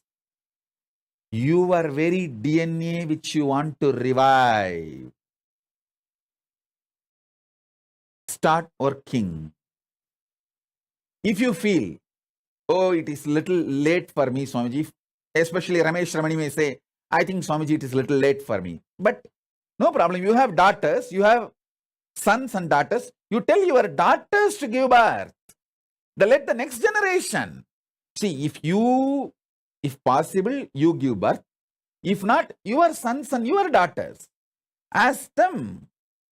If you want to 2 child for your family, have 2 for you, and give few more kids birth to at least 2-3 more, and let that child go and be part of the Gurukul and revive the Sanatana Hindu Dharma. I tell you, sending a child to the Gurukul will be equivalent to donating $1 billion to Hindu society. Because even if you give $1 billion, what will I do?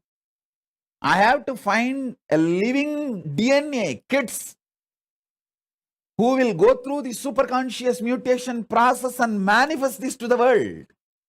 I can do all the Sahasravatana, but one person doing, maybe it will bring glory to me, but I am interested in bringing the glory to the whole Hindu tradition, not just me. I am interested in reviving this whole tradition where 10,000 kids perform the superconscious mutation process of Sahasravatana.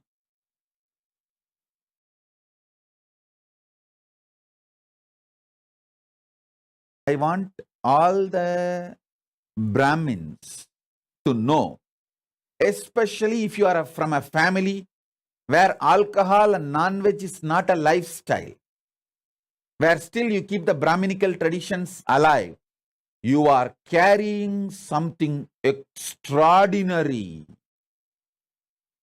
in your DNA, which can revive Hinduism. So I request the Brahmins, especially still who are living the Brahminical lifestyle of no non-veg, no alcohol, that lifestyle. You all need to know you are carrying something extraordinary in your DNA, and your kids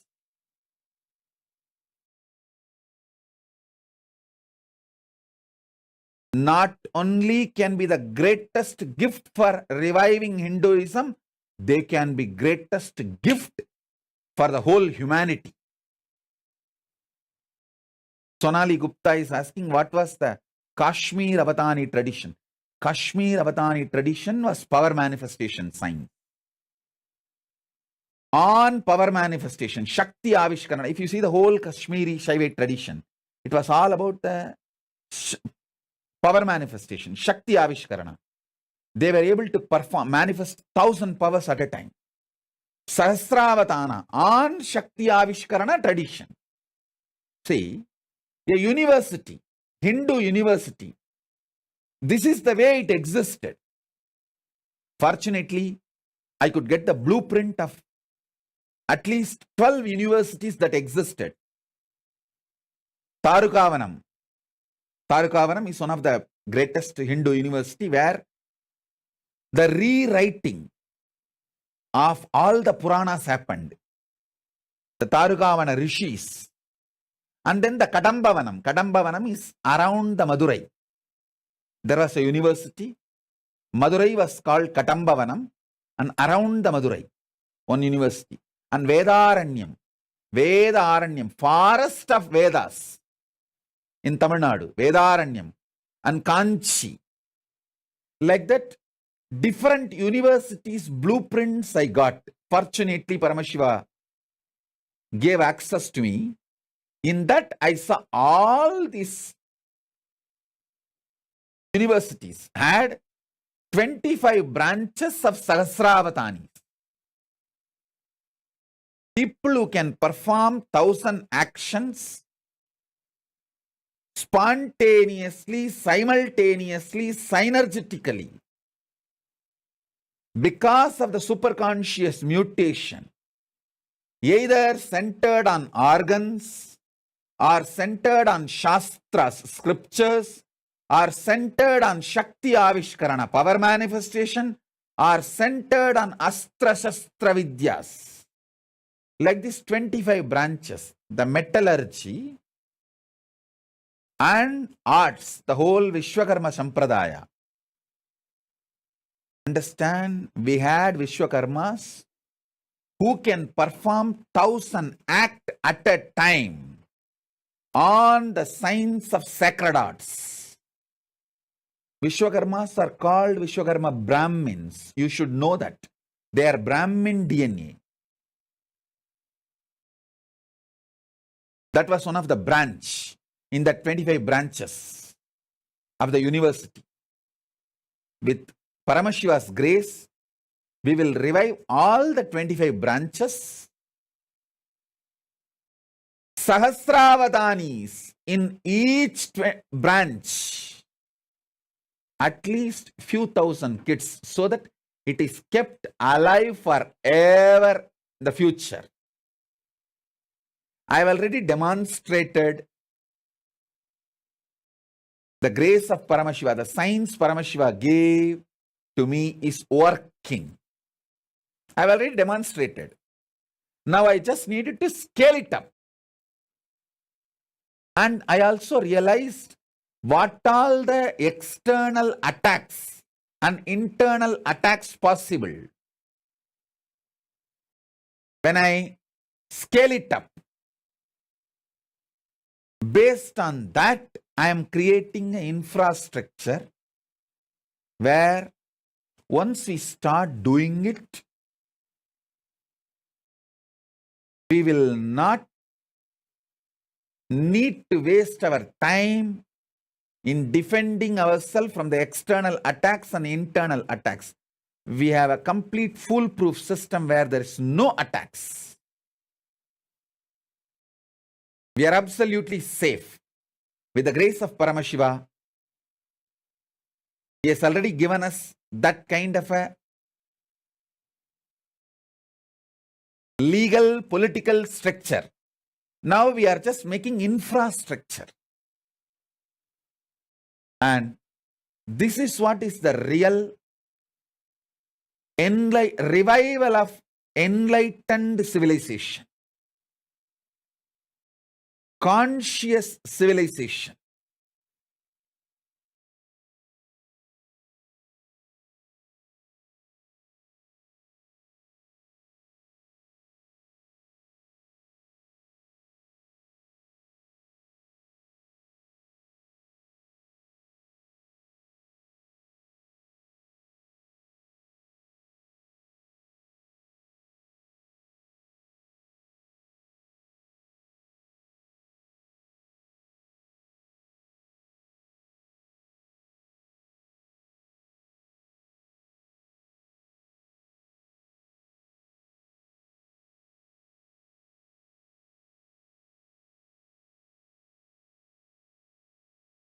I know now what I said, what I focused, and what I delivered is too much even to grasp. These Avadani traditions which I described, 4 different Avadani traditions. Organ-centered, mantra-centered, Shastra-Astra-centered, sacred arts centered. Just understanding this 4 itself, you need to watch this satsang at least for 10 days. And you should first of all understand Avadani. You should see few Avadanis. Only then you will understand what is this Avadani tradition. Only if you see my Gurukul Balasans manifesting some 10-12 powers, you will understand this power manifestation is possible. Till then you can never understand. You may think, no, it is not possible. It is all just humbug. You can go on. But only if you see, check for yourself, foolproof, you will understand, wow, it is all true. Same way, only if you see few Avadanis, you will understand. The Avadani tradition is possible. Is possible. And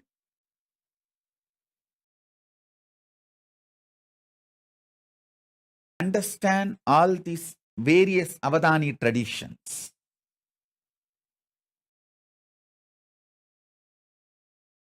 Totally 25 different Avadani traditions existed in Hinduism, documented as the documents I could see. Whatever documents I could see, I saw these 25 traditions.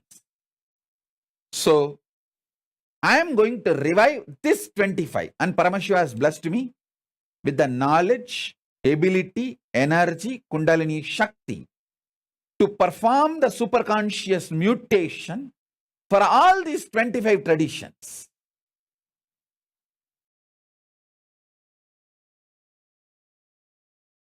In these 25 traditions, each one represents one face of Paramashiva. One face of Paramashiva represents one Avadani tradition. Avadani is a person who can perform multiple acts simultaneously, spontaneously, synergetically. Because of the superconscious mutation happened in him.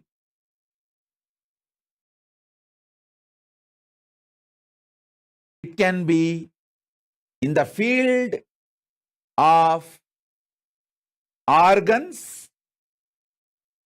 It can be in the field of Shastra scriptures.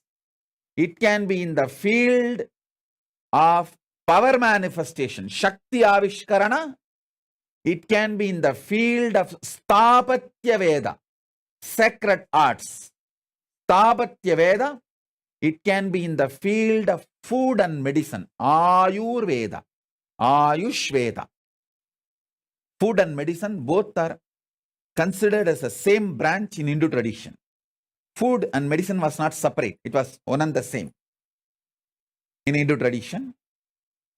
And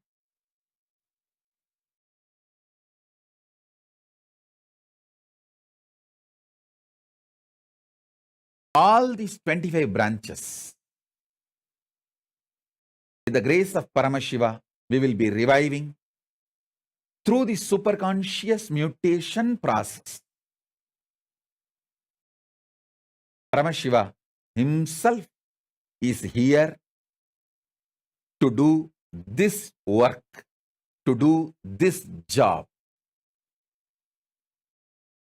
All the major Hindu universities we had, Naimisharanya, Tarukavana, Katambavana, Vedaranya, all these were the great universities which had all these 25 traditions, 25 Sarvanya Pitas.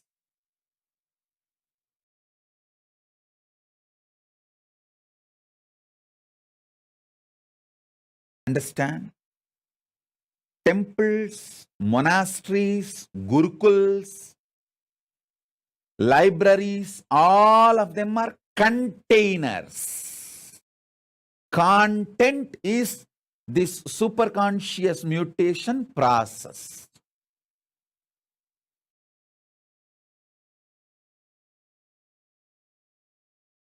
Especially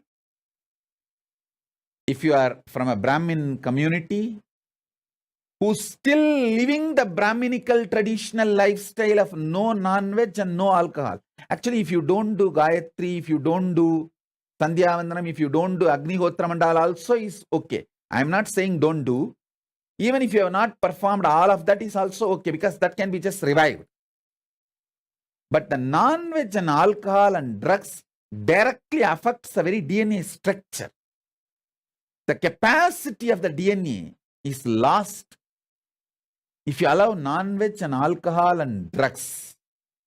If you have kept non-veg, alcohol, drugs away and lived the Brahminical lifestyle, if you just keep these three away, that Brahminical lifestyle will be more than enough. You are still carrying a powerful DNA which can be a great blessing not only for Hindus, for the whole world. Because if you give one child, for example, Paramesha, Shri Advaita and Mahadvaita gave Paramesha and Tattva to Gurukul. Especially Paramesha, the way he started manifesting powers when he was a kid. It is not that now he is only one sannyasi or one kid, one balasant manifesting powers. He is going to revive, inspire a lineage.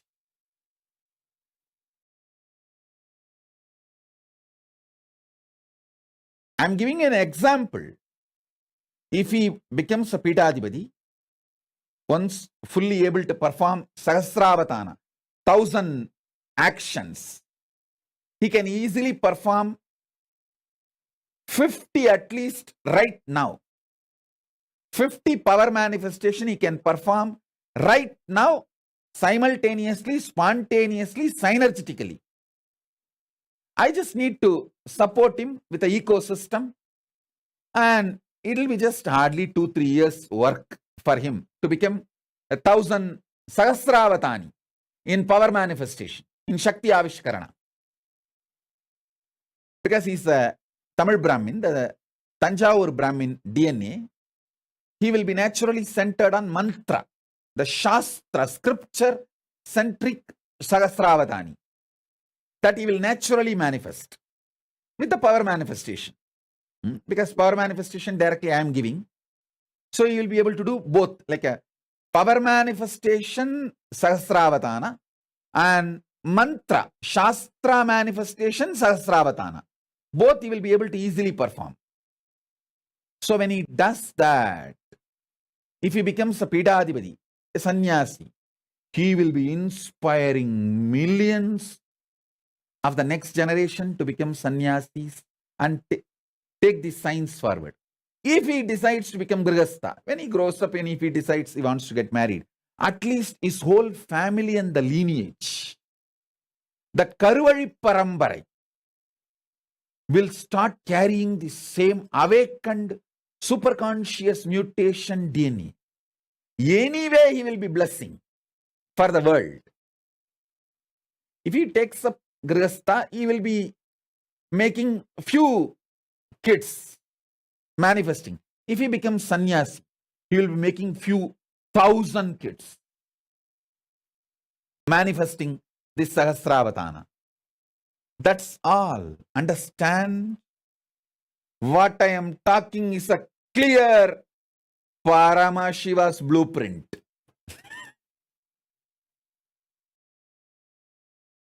He will do it. He is doing it. He is doing it.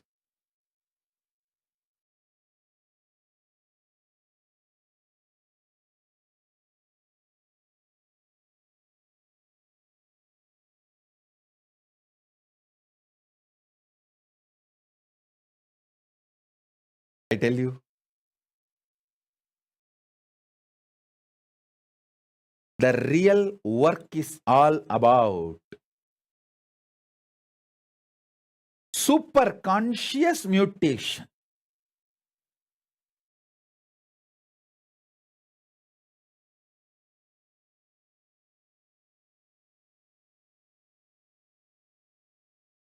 Actually, when Paramesha had a fracture in the hand, it is because of my fear for Madhvait and Rishiyadvait, I sent him to hospital.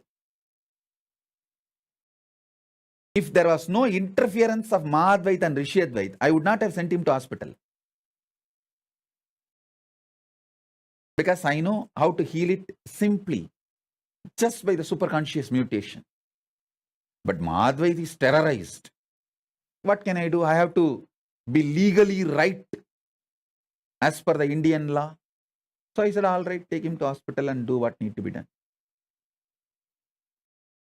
I only consciously supported him.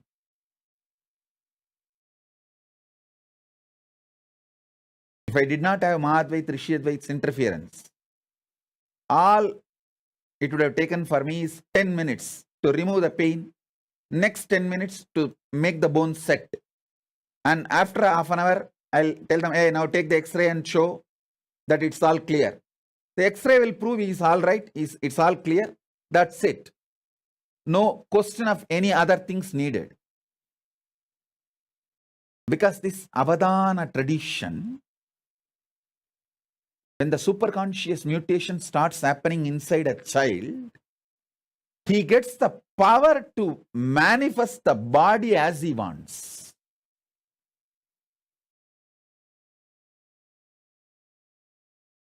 Paramesha did not have pain when he had a fracture, his connection with me. But he has to be sent to hospital for medical attention is because of Mahadvait and Rishiyadvait's fears. Middle class Hindus, what to do? For last 5-6 generations, even they do not know that this kind of avadana is possible, and even they have not seen their parents or great-grandparents manifesting these powers. At least 3-4 generations it is gone. So they are all jittery, shaky, middle-class Hindus. Always they want to have a plan B, that fallback. And it is not their mistake. That is the way now, because for so many generations you did not see all this is possible.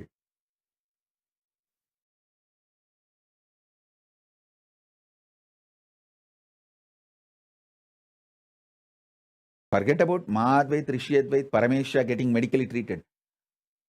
When I had the fracture, not only I did not have pain, but finally, no hospital was ready to do the surgery without anesthesia. I am telling, hey, I am an adult. I will write and give you that I don't want anesthesia. You perform the surgery directly.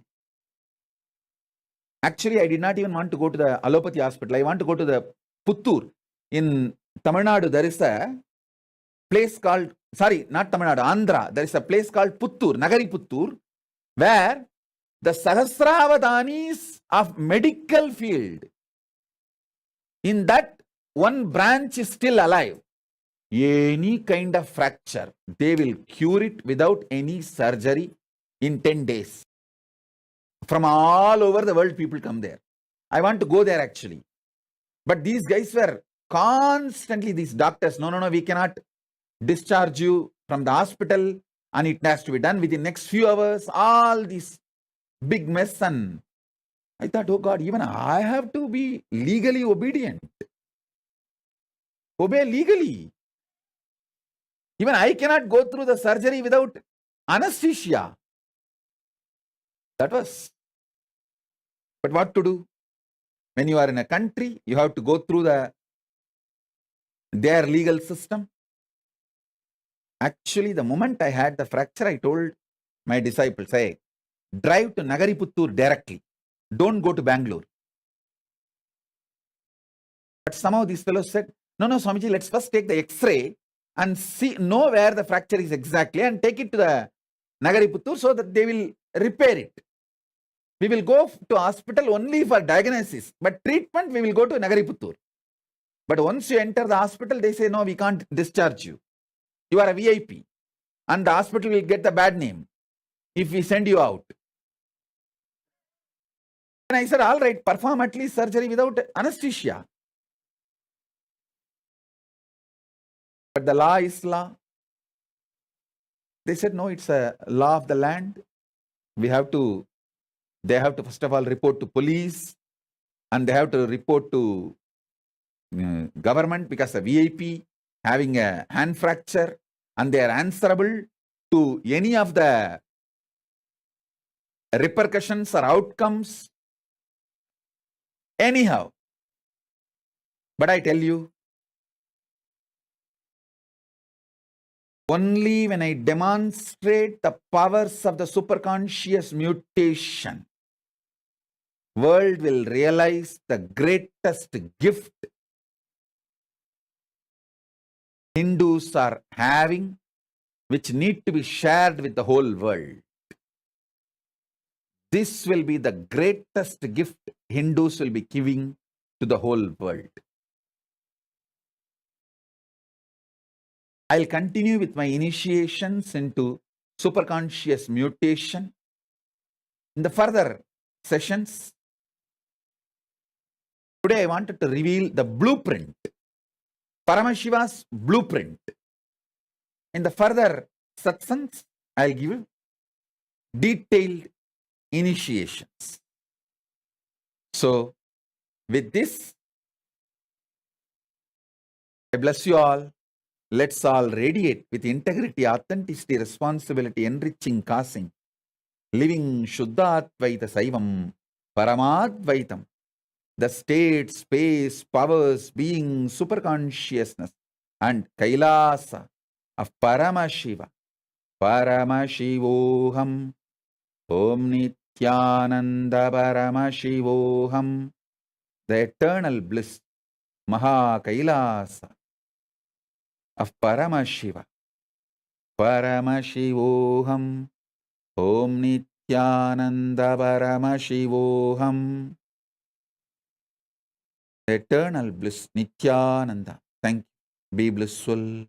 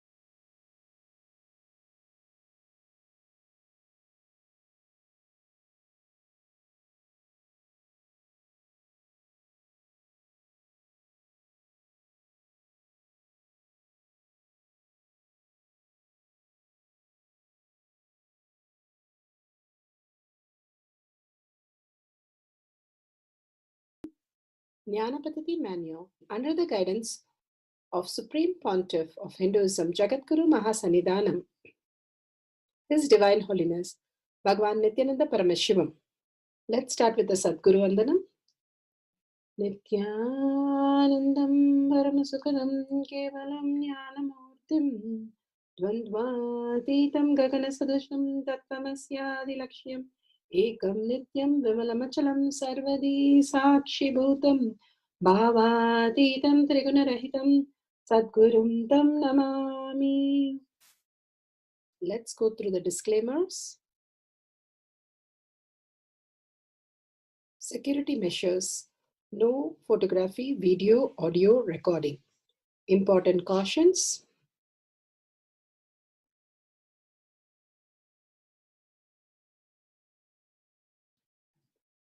Please be aware of the important cautions.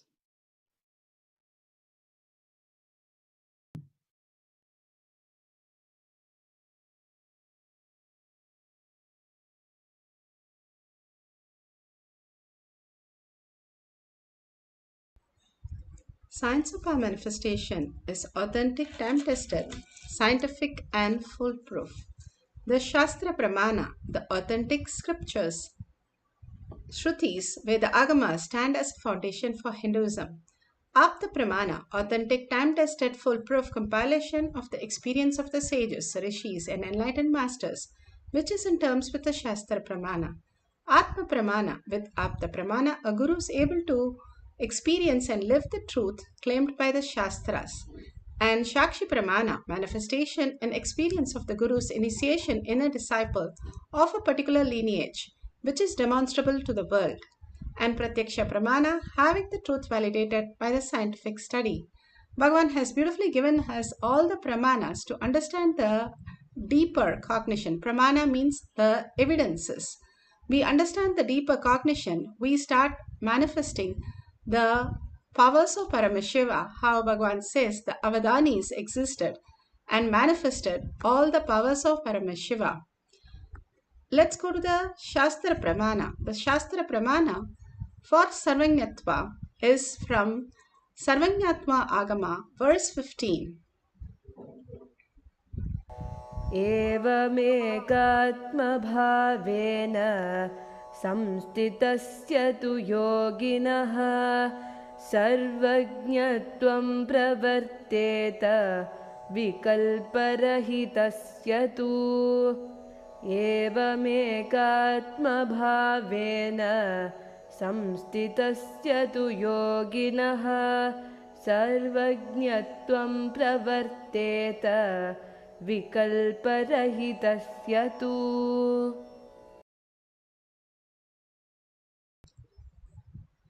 Bhagavan Paramashiva beautifully in this verse says, within such a yogi who established himself in absolute non-dual oneness with Lord Shiva and who keeps himself free from all sorts of differentiating notions, the exalted supreme power of all-knowing Sarvajñatvam gets unfolded in its all fullness. Bhagavan Paramashiva clearly says when we are not driven by the obsessive compulsive reactionary pattern, and beyond that, how Bhagavan said the superconscious mutation happens, how we can experience the greater science, greater reality, how human beings are born on planet Earth to experience the divine manifestation on planet Earth, and forgetting that and falling into the delusion again and again, going through all the ups and downs, all sorts of differentiating notions, come to a wrong conclusion and start doing the wrong decisions and wrong planning. Bhagavan Paramashiva beautifully says how we can establish in the non-dual oneness. When Lord Krishna and Narada Muni, they were walking and they were tired and they wanted to rest, they found a rich man's house and they went to a veranda and they asked the rich man, can I sleep here? He said, okay, you can sleep in the veranda. They asked for some food and the rich man gave some porridge. Narada Muni was so upset that he has such a big palace, why can't he call him inside and give him a food, knowing that Krishna has come? But nothing happened and Krishna was so happy to lie down, and morning he woke up and he blessed this rich man with all the abundance and auspiciousness and bliss and more wealth in all the dimension. And Narada Muni just left it. And then few days later, then they went to a forest area where they did not have a house to go and rest. They had a hut.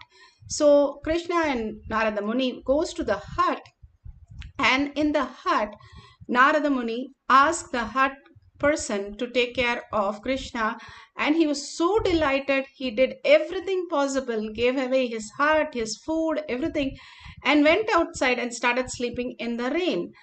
And Narada Muni said, what a nice person, and how hospitable he is, and how nice he is. In the morning, when the poor man asked for blessing, he just showed his hand and moved off. Krishna left. So Narada Muni asked, what did you bless? Did you bless him with all the wealth and all the auspiciousness? Krishna said, no, I blessed him that this only cow will leave him and the cow will die. And Narada Muni said, what kind of blessing is this? For a rich man who did not take care, you blessed everything. And for a poor man, you are not blessing anything, but he gave so much of the space for us and food and everything. So Krishna said the multidimensional logic, how we exist. The rich man was only driven by the materialistic world. If he enjoys more and more, he'll get bored and tired of it, knowing that it does not satisfy him. So I gave him all the abundance and made him enjoy the outer world. But in case of the poor man, he was waiting to be liberated, be with me, and in the Vaikunda. So the only thing he had the attachment was the cow. I removed that so that he comes to Vaikunda with me. The blessings are always something much beyond if we understand without the all sorts of differentiating notions.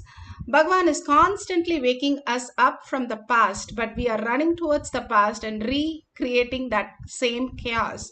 Bhagavan says, only establish yourself again and again in the space of the current, what you are. Like how the electricity, you can't go do anything except you touch it, you are a king or you are a poor person, it's going to give you a shock. Same way, you are in the present moment of Paramashiva is real. Whenever you recognize the Paramashiva space, you fall into the quantum space, manifesting the multidimensional reality into your space. Paramashiva is real. He is quantum. He is not matter as we think. He is vibrating in a higher frequency. All we need to do is dissolve ourselves, the identities that we carry, and all sorts of ideas, views, opinions, judgment, knowledge. Everything when we drop at Bhagwan's lotus feet, we raise into the space of oneness. And whatever we have in the past gets dissolved, and we create every moment as the ultimate, auspicious, and bliss as our reality. Bhagavan Paramashiva beautifully gives a Apta Pramana where Kashyapa, this is from Devi Bhagavatam, and Kashyapa stole a cow for the Yajna because he could not get from Varna, and Varna cursed him that he will be born as a cowherd with his wife. Curse is not something that is bad, but again and again we recreate from all our patterns to get into all the delusion, and we have to go through again everything to drop everything and understand that what we created only creates the future. Like Bhagavan says, the Ramakrishna Paramahamsa says, the bee which sits on the dirt also sits on your food. What will happen to the food after some time? You can never eat it. Your past is nothing but garbage. Anything you pick up, even one thought you pick up from the past, is garbage. The current thoughts are Lakshmi, auspiciousness, abundance, like the rich food. If you work with the current thoughts that is happening right now in you, is auspiciousness. But if you relate to the past of any of the past patterns, ideas, views, opinion, judgment, we fall into the cursing ourselves into the delusion, and we start creating all the confusion. Bhagavan Paramashiva beautifully speaks how he had to go beyond the pain of birth to get enlightened in this small clipping. Memory of this pain. Then I am 100% sure this is the strongest pattern you all are carrying. In my life, I do not know anything called pain, even when I had a fracture. Even when I had a fracture, there was never no pain. Morning 7 o'clock I had fracture, 2:30 I had surgery. Till then, no pain, no painkiller, no anesthesia.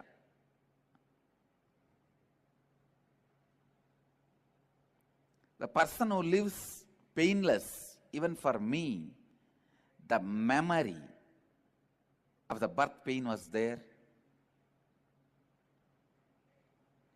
I have to cut that to become enlightened.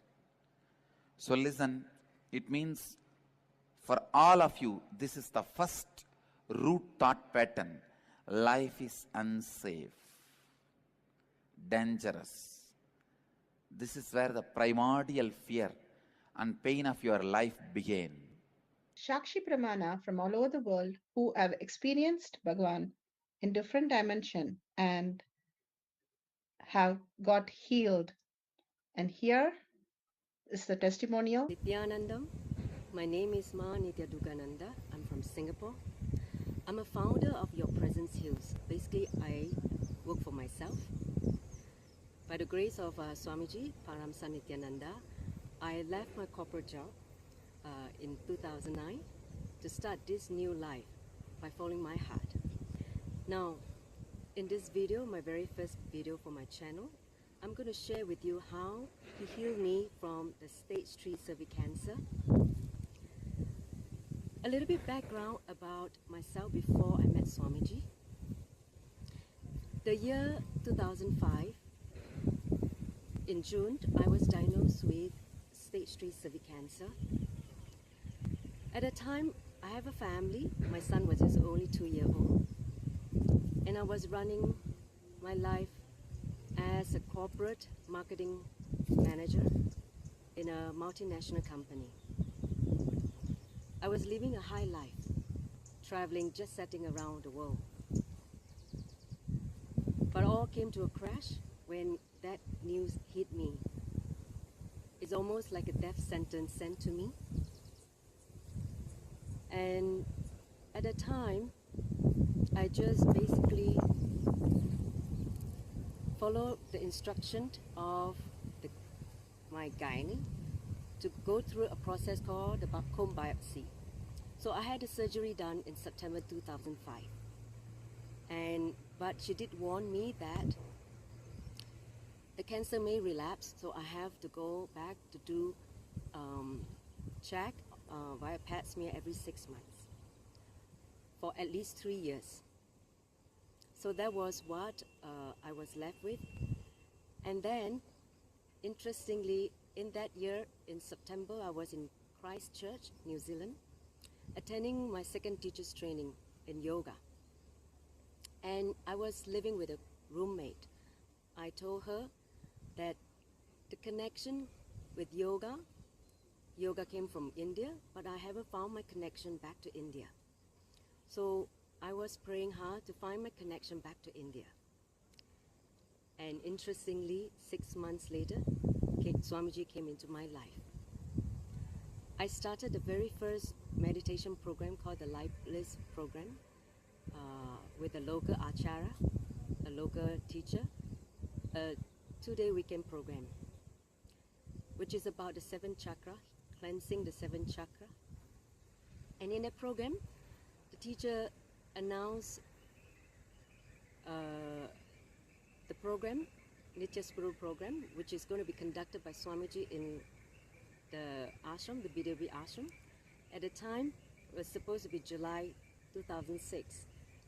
And something in my heart told me to drop everything and go to attend this program. I wasn't looking for a master, but I was just curious to see what this program led me to. So I applied leave, 1 week leave from my job, and I came to this very land, the Bidari ashram. And for the first time, I met Swamiji in this 4-day program called the Nitya Spuru program. Now, in the 4 days of the program, I was literally going through a rebirthing because I was carrying so much pain, so much hurt, so much guilt in my body. So much so that in that 4 days, I've never cried so much in my life. As Swamiji was doing the surgery of removing all the pain patterns, all the hurt, and all the guilt that I was carrying, the baggages I've been carrying, which caused the cancer. So after 4 days of intense process, I had the death experience, which basically reborn. I was reborn after the 4-day program. And I went back to Singapore. Immediately I could feel the whole body is totally different. I have a new body, even a new mind after the 4 days of the process. And I just know in deep in my heart that he healed me completely from the stage 3 cervical cancer, removing the root cause of the cancer. And then for the next 3 months, I would experience Swamiji constantly in my inner space. I couldn't forget him. And I remember once reading his book that he said, however much you try to forget me, if you can't forget me, be very clear, I'm your guru. So that confirms my initial feeling that he is my guru. So after that, I decided to return to the ashram, the Bidari ashram, to be initiated as a disciple of Paramashivoham Nithyananda. Now, interestingly is, after the process, the 4-day program, after being healed by Swamiji, after being given a second chance to live this life again, I feel that I want to help the world, contribute in the healing, taking whatever he has offered to the world, to the people, the way I have been healed by him. So that's why I decided to come back to be initiated as a Nitya spiritual healer in January 2006. Struck sound, radiating the constant silent, eternal silence. Just by being in his presence, any diseases can be healed. So the 4 days that I spent in his presence completely healed my disease.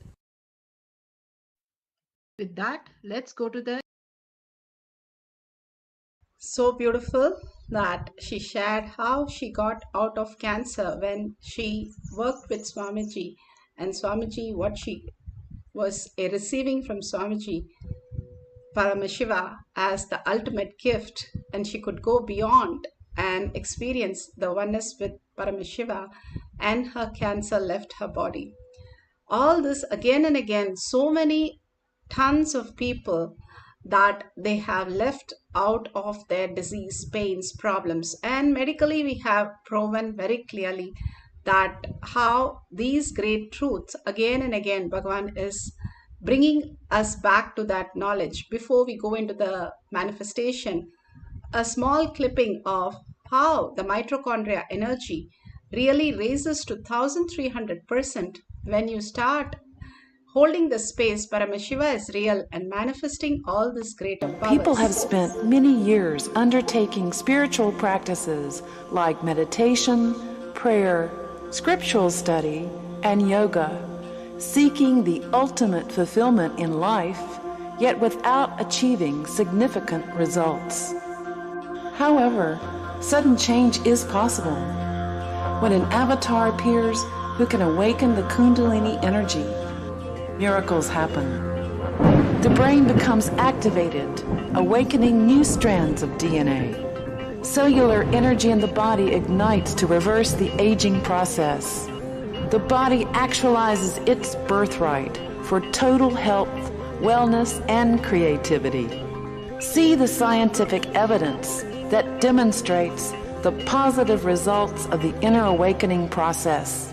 Incredible increases in cellular energy, dramatic improvements in psychological issues, profound healing in numerous health conditions like chronic pain, insomnia, and heart disease. Groundbreaking data, challenging the very foundation of modern scientific brain research. For the first time on the planet Earth, a living incarnation, Paramahamsa Nithyananda, is conducting an online program that will awaken the divine cosmic energy in thousands across the globe.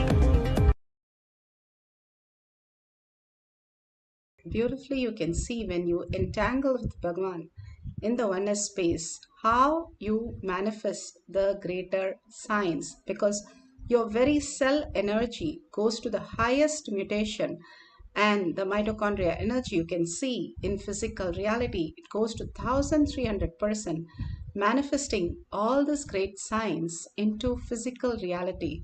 All the power manifestation is taken to the next level. Today, what we are going to do, we are going to have a partner write down our past or whatever you see in the other person, the past that they are going through, and what is that they complete, and then they can have a beautiful future. So you can scan them and see where they are stuck, and you can write down and repeated past problem which is occurring in their life and how it's affecting their life, and how the future can be transformed when they declare the space they are Paramashiva, and Paramashiva as the ultimate. Now, once you have decided the partner, and just let them know, all that we need to do is sit straight with the head, neck, and spine in a straight line.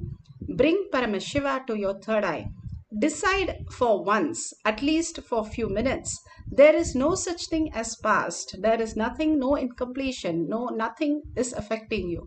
You right now, right here, you're going to be only with the conscious space. Paramashiva is real. Consciousness is real. Again and again, see yourself with 25 heads, 75 eyes, and 50 hands. Become alive and start chanting the Mahavakya. The Mahavakya can raise your frequency, making you experience the superconscious mutation. And again, when you have a deep listening to the present moment, even your mind runs away to the past, bringing it back again and again and establishing it, you will start experiencing the greater reality. Once the screen of past is removed, then you attract all the abundance, bliss, auspiciousness in your life, and it showers in your life to manifest what you want. These simple workshops, Bhagavan is telling us how we can manifest that as our reality. Now, all that we need to do is hold the space of oneness with Paramashiva and constantly chant the Mahavakya. Deeply chant the Mahavakya, dissolving your identity in the oneness space, and with a deep listening, in bliss, in silence, in gratitude. All this the mind does not understand. So more and more you live in gratitude, compassion, and dissolve yourself in deep silence, bliss. You fall into the space of oneness with Paramashiva. Just establish yourself. Paramashiva is here and you are experiencing Paramashiva, melting in love, melting in gratitude. All that we need to do is that's all. Everything around us starts manifesting as reality more than what we want as our reality. So let's start chanting the Mahavakya. Few minutes, all of us collectively, creating a collective integrity space, manifesting the powers of Paramashiva, the Sarvanyatva power. Headed 50-handed Paramashiva as eternally 16, youthful. Commit with Paramashiva. Only He exists. Anything else is delusion. Now, sit straight. We'll enter into the process. Nithyananda Paramashivoham.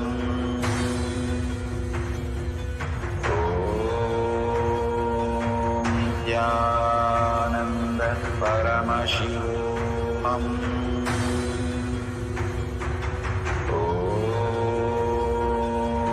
Nithyananda Paramashivoham.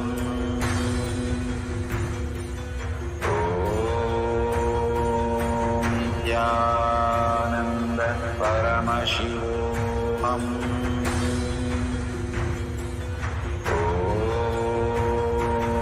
Nithyananda Paramashivoham.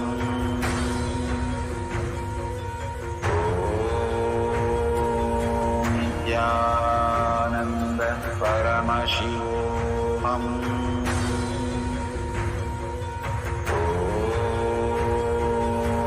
Nithyananda Paramashivoham.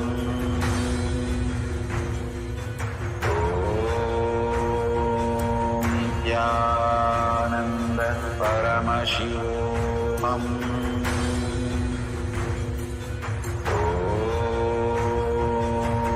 Nithyananda Paramashivoham.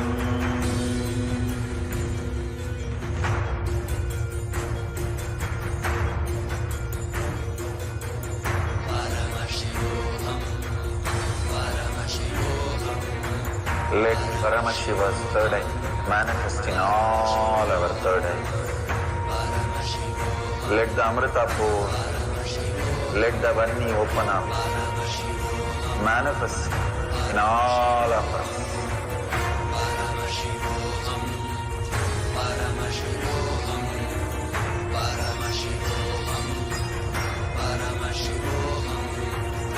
Let Paramashiva overflow, manifest the powers in all our third eyes.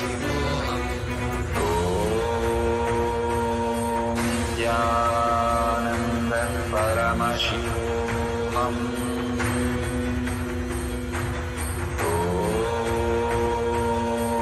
Nithyananda Paramashivoham.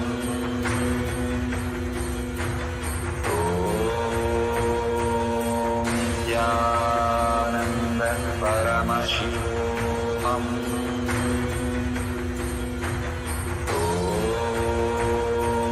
Nithyananda Paramashivoham. Om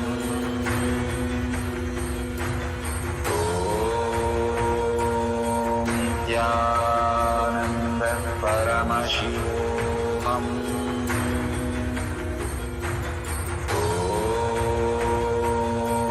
Nithyananda Paramashivoham.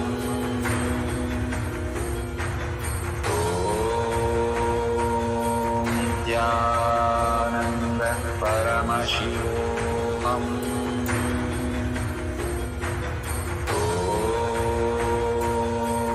Nithyananda Paramashivoham. Om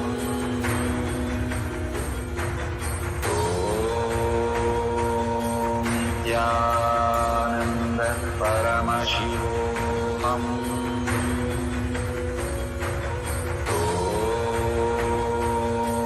Nithyananda Paramashivoham. Om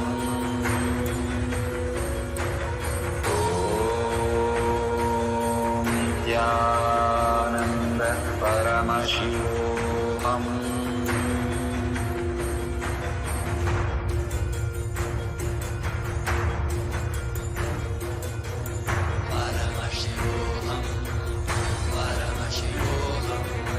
Let Paramashiva's third eye manifest in all our third eyes. Let the Amrita pour, let the Vanni open up, manifest in all of us.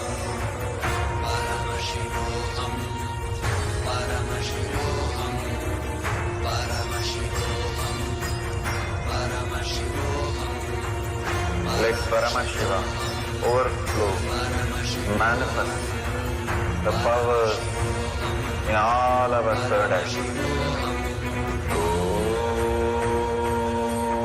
Nithyananda Paramashivoham. Om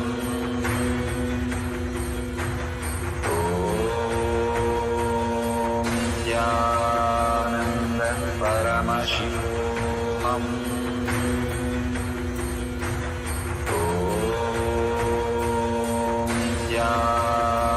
Nithyananda Paramashivoham. Om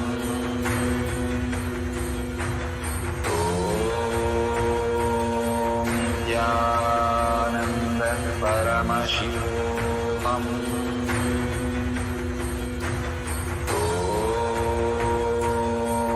Nithyananda Paramashivoham. Nithyananda Paramashivoham. Om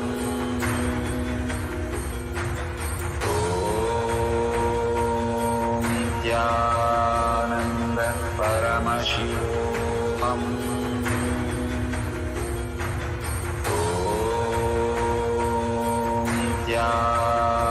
Nithyananda Paramashivoham. Om Nithyananda Paramashivoham. Om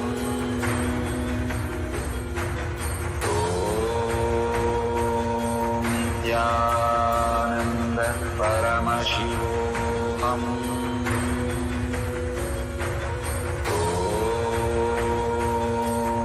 Nithyananda Paramashivoham. Om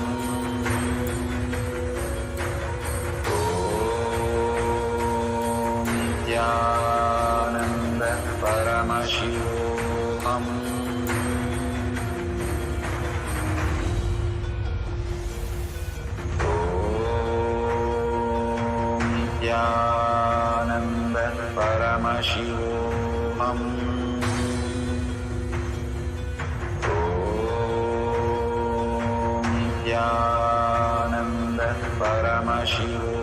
Om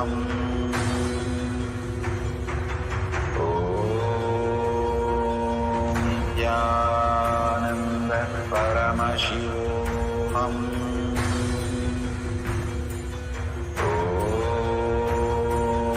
Nithyananda Paramashivoham. Om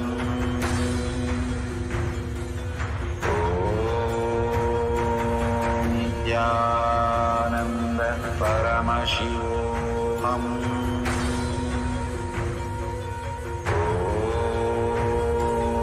Nithyananda Paramashivoham. Paramashivoham.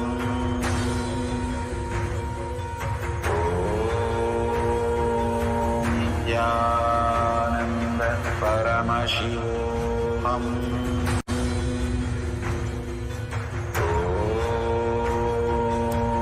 Nithyananda Paramashivoham.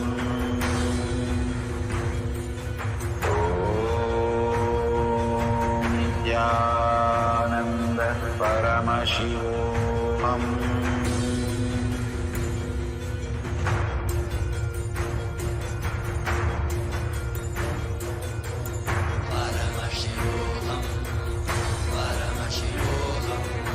Let Paramashiva's third eye manifest in all our third eyes. Let the Amrita pour, let the Varni open up, manifest in all of us.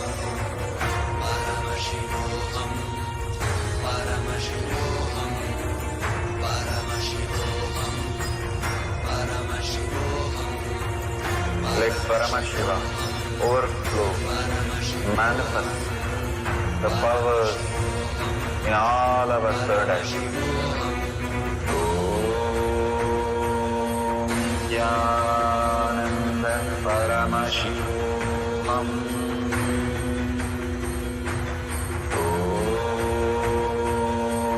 Nithyananda Paramashivoham.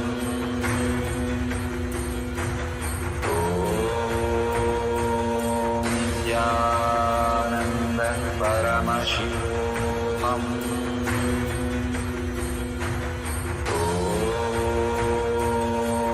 Nithyananda Paramashivoham.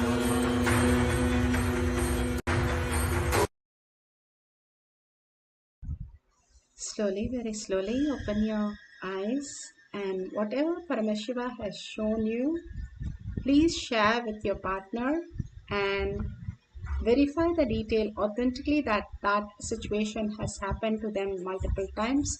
Or if you have written down and completed with your own space, Bhagavan says millions have walked out of cancer and other problems just by holding the space. Life is a dream.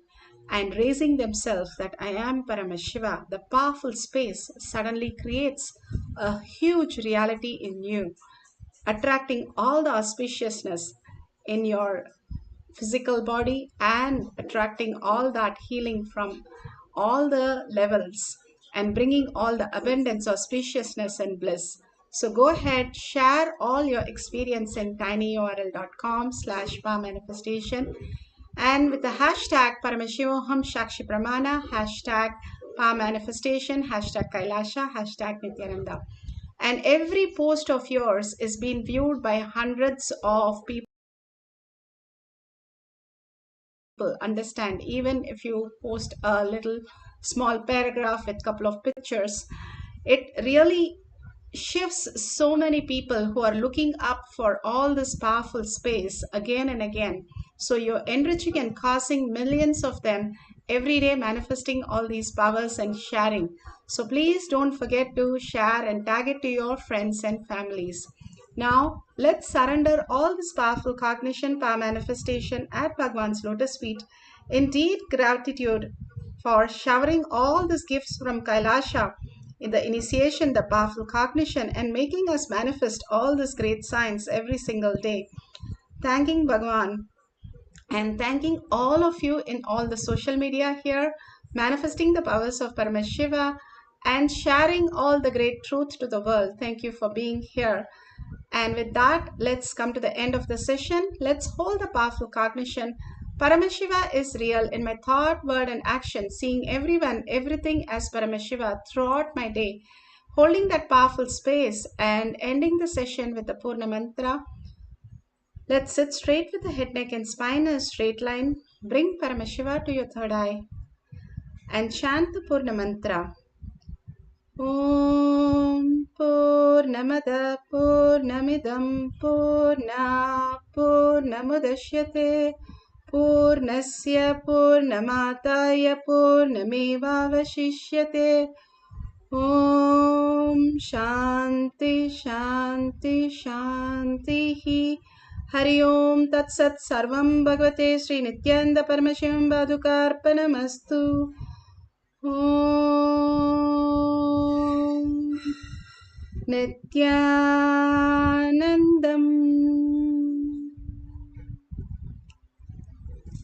Thank you so much. The next session will be after the darshan or satsang, and you can join in through e-Kailasha, and you can be there in the Kailash Courtyard manifesting power for more power manifestations. Thank you, Nithyanandam.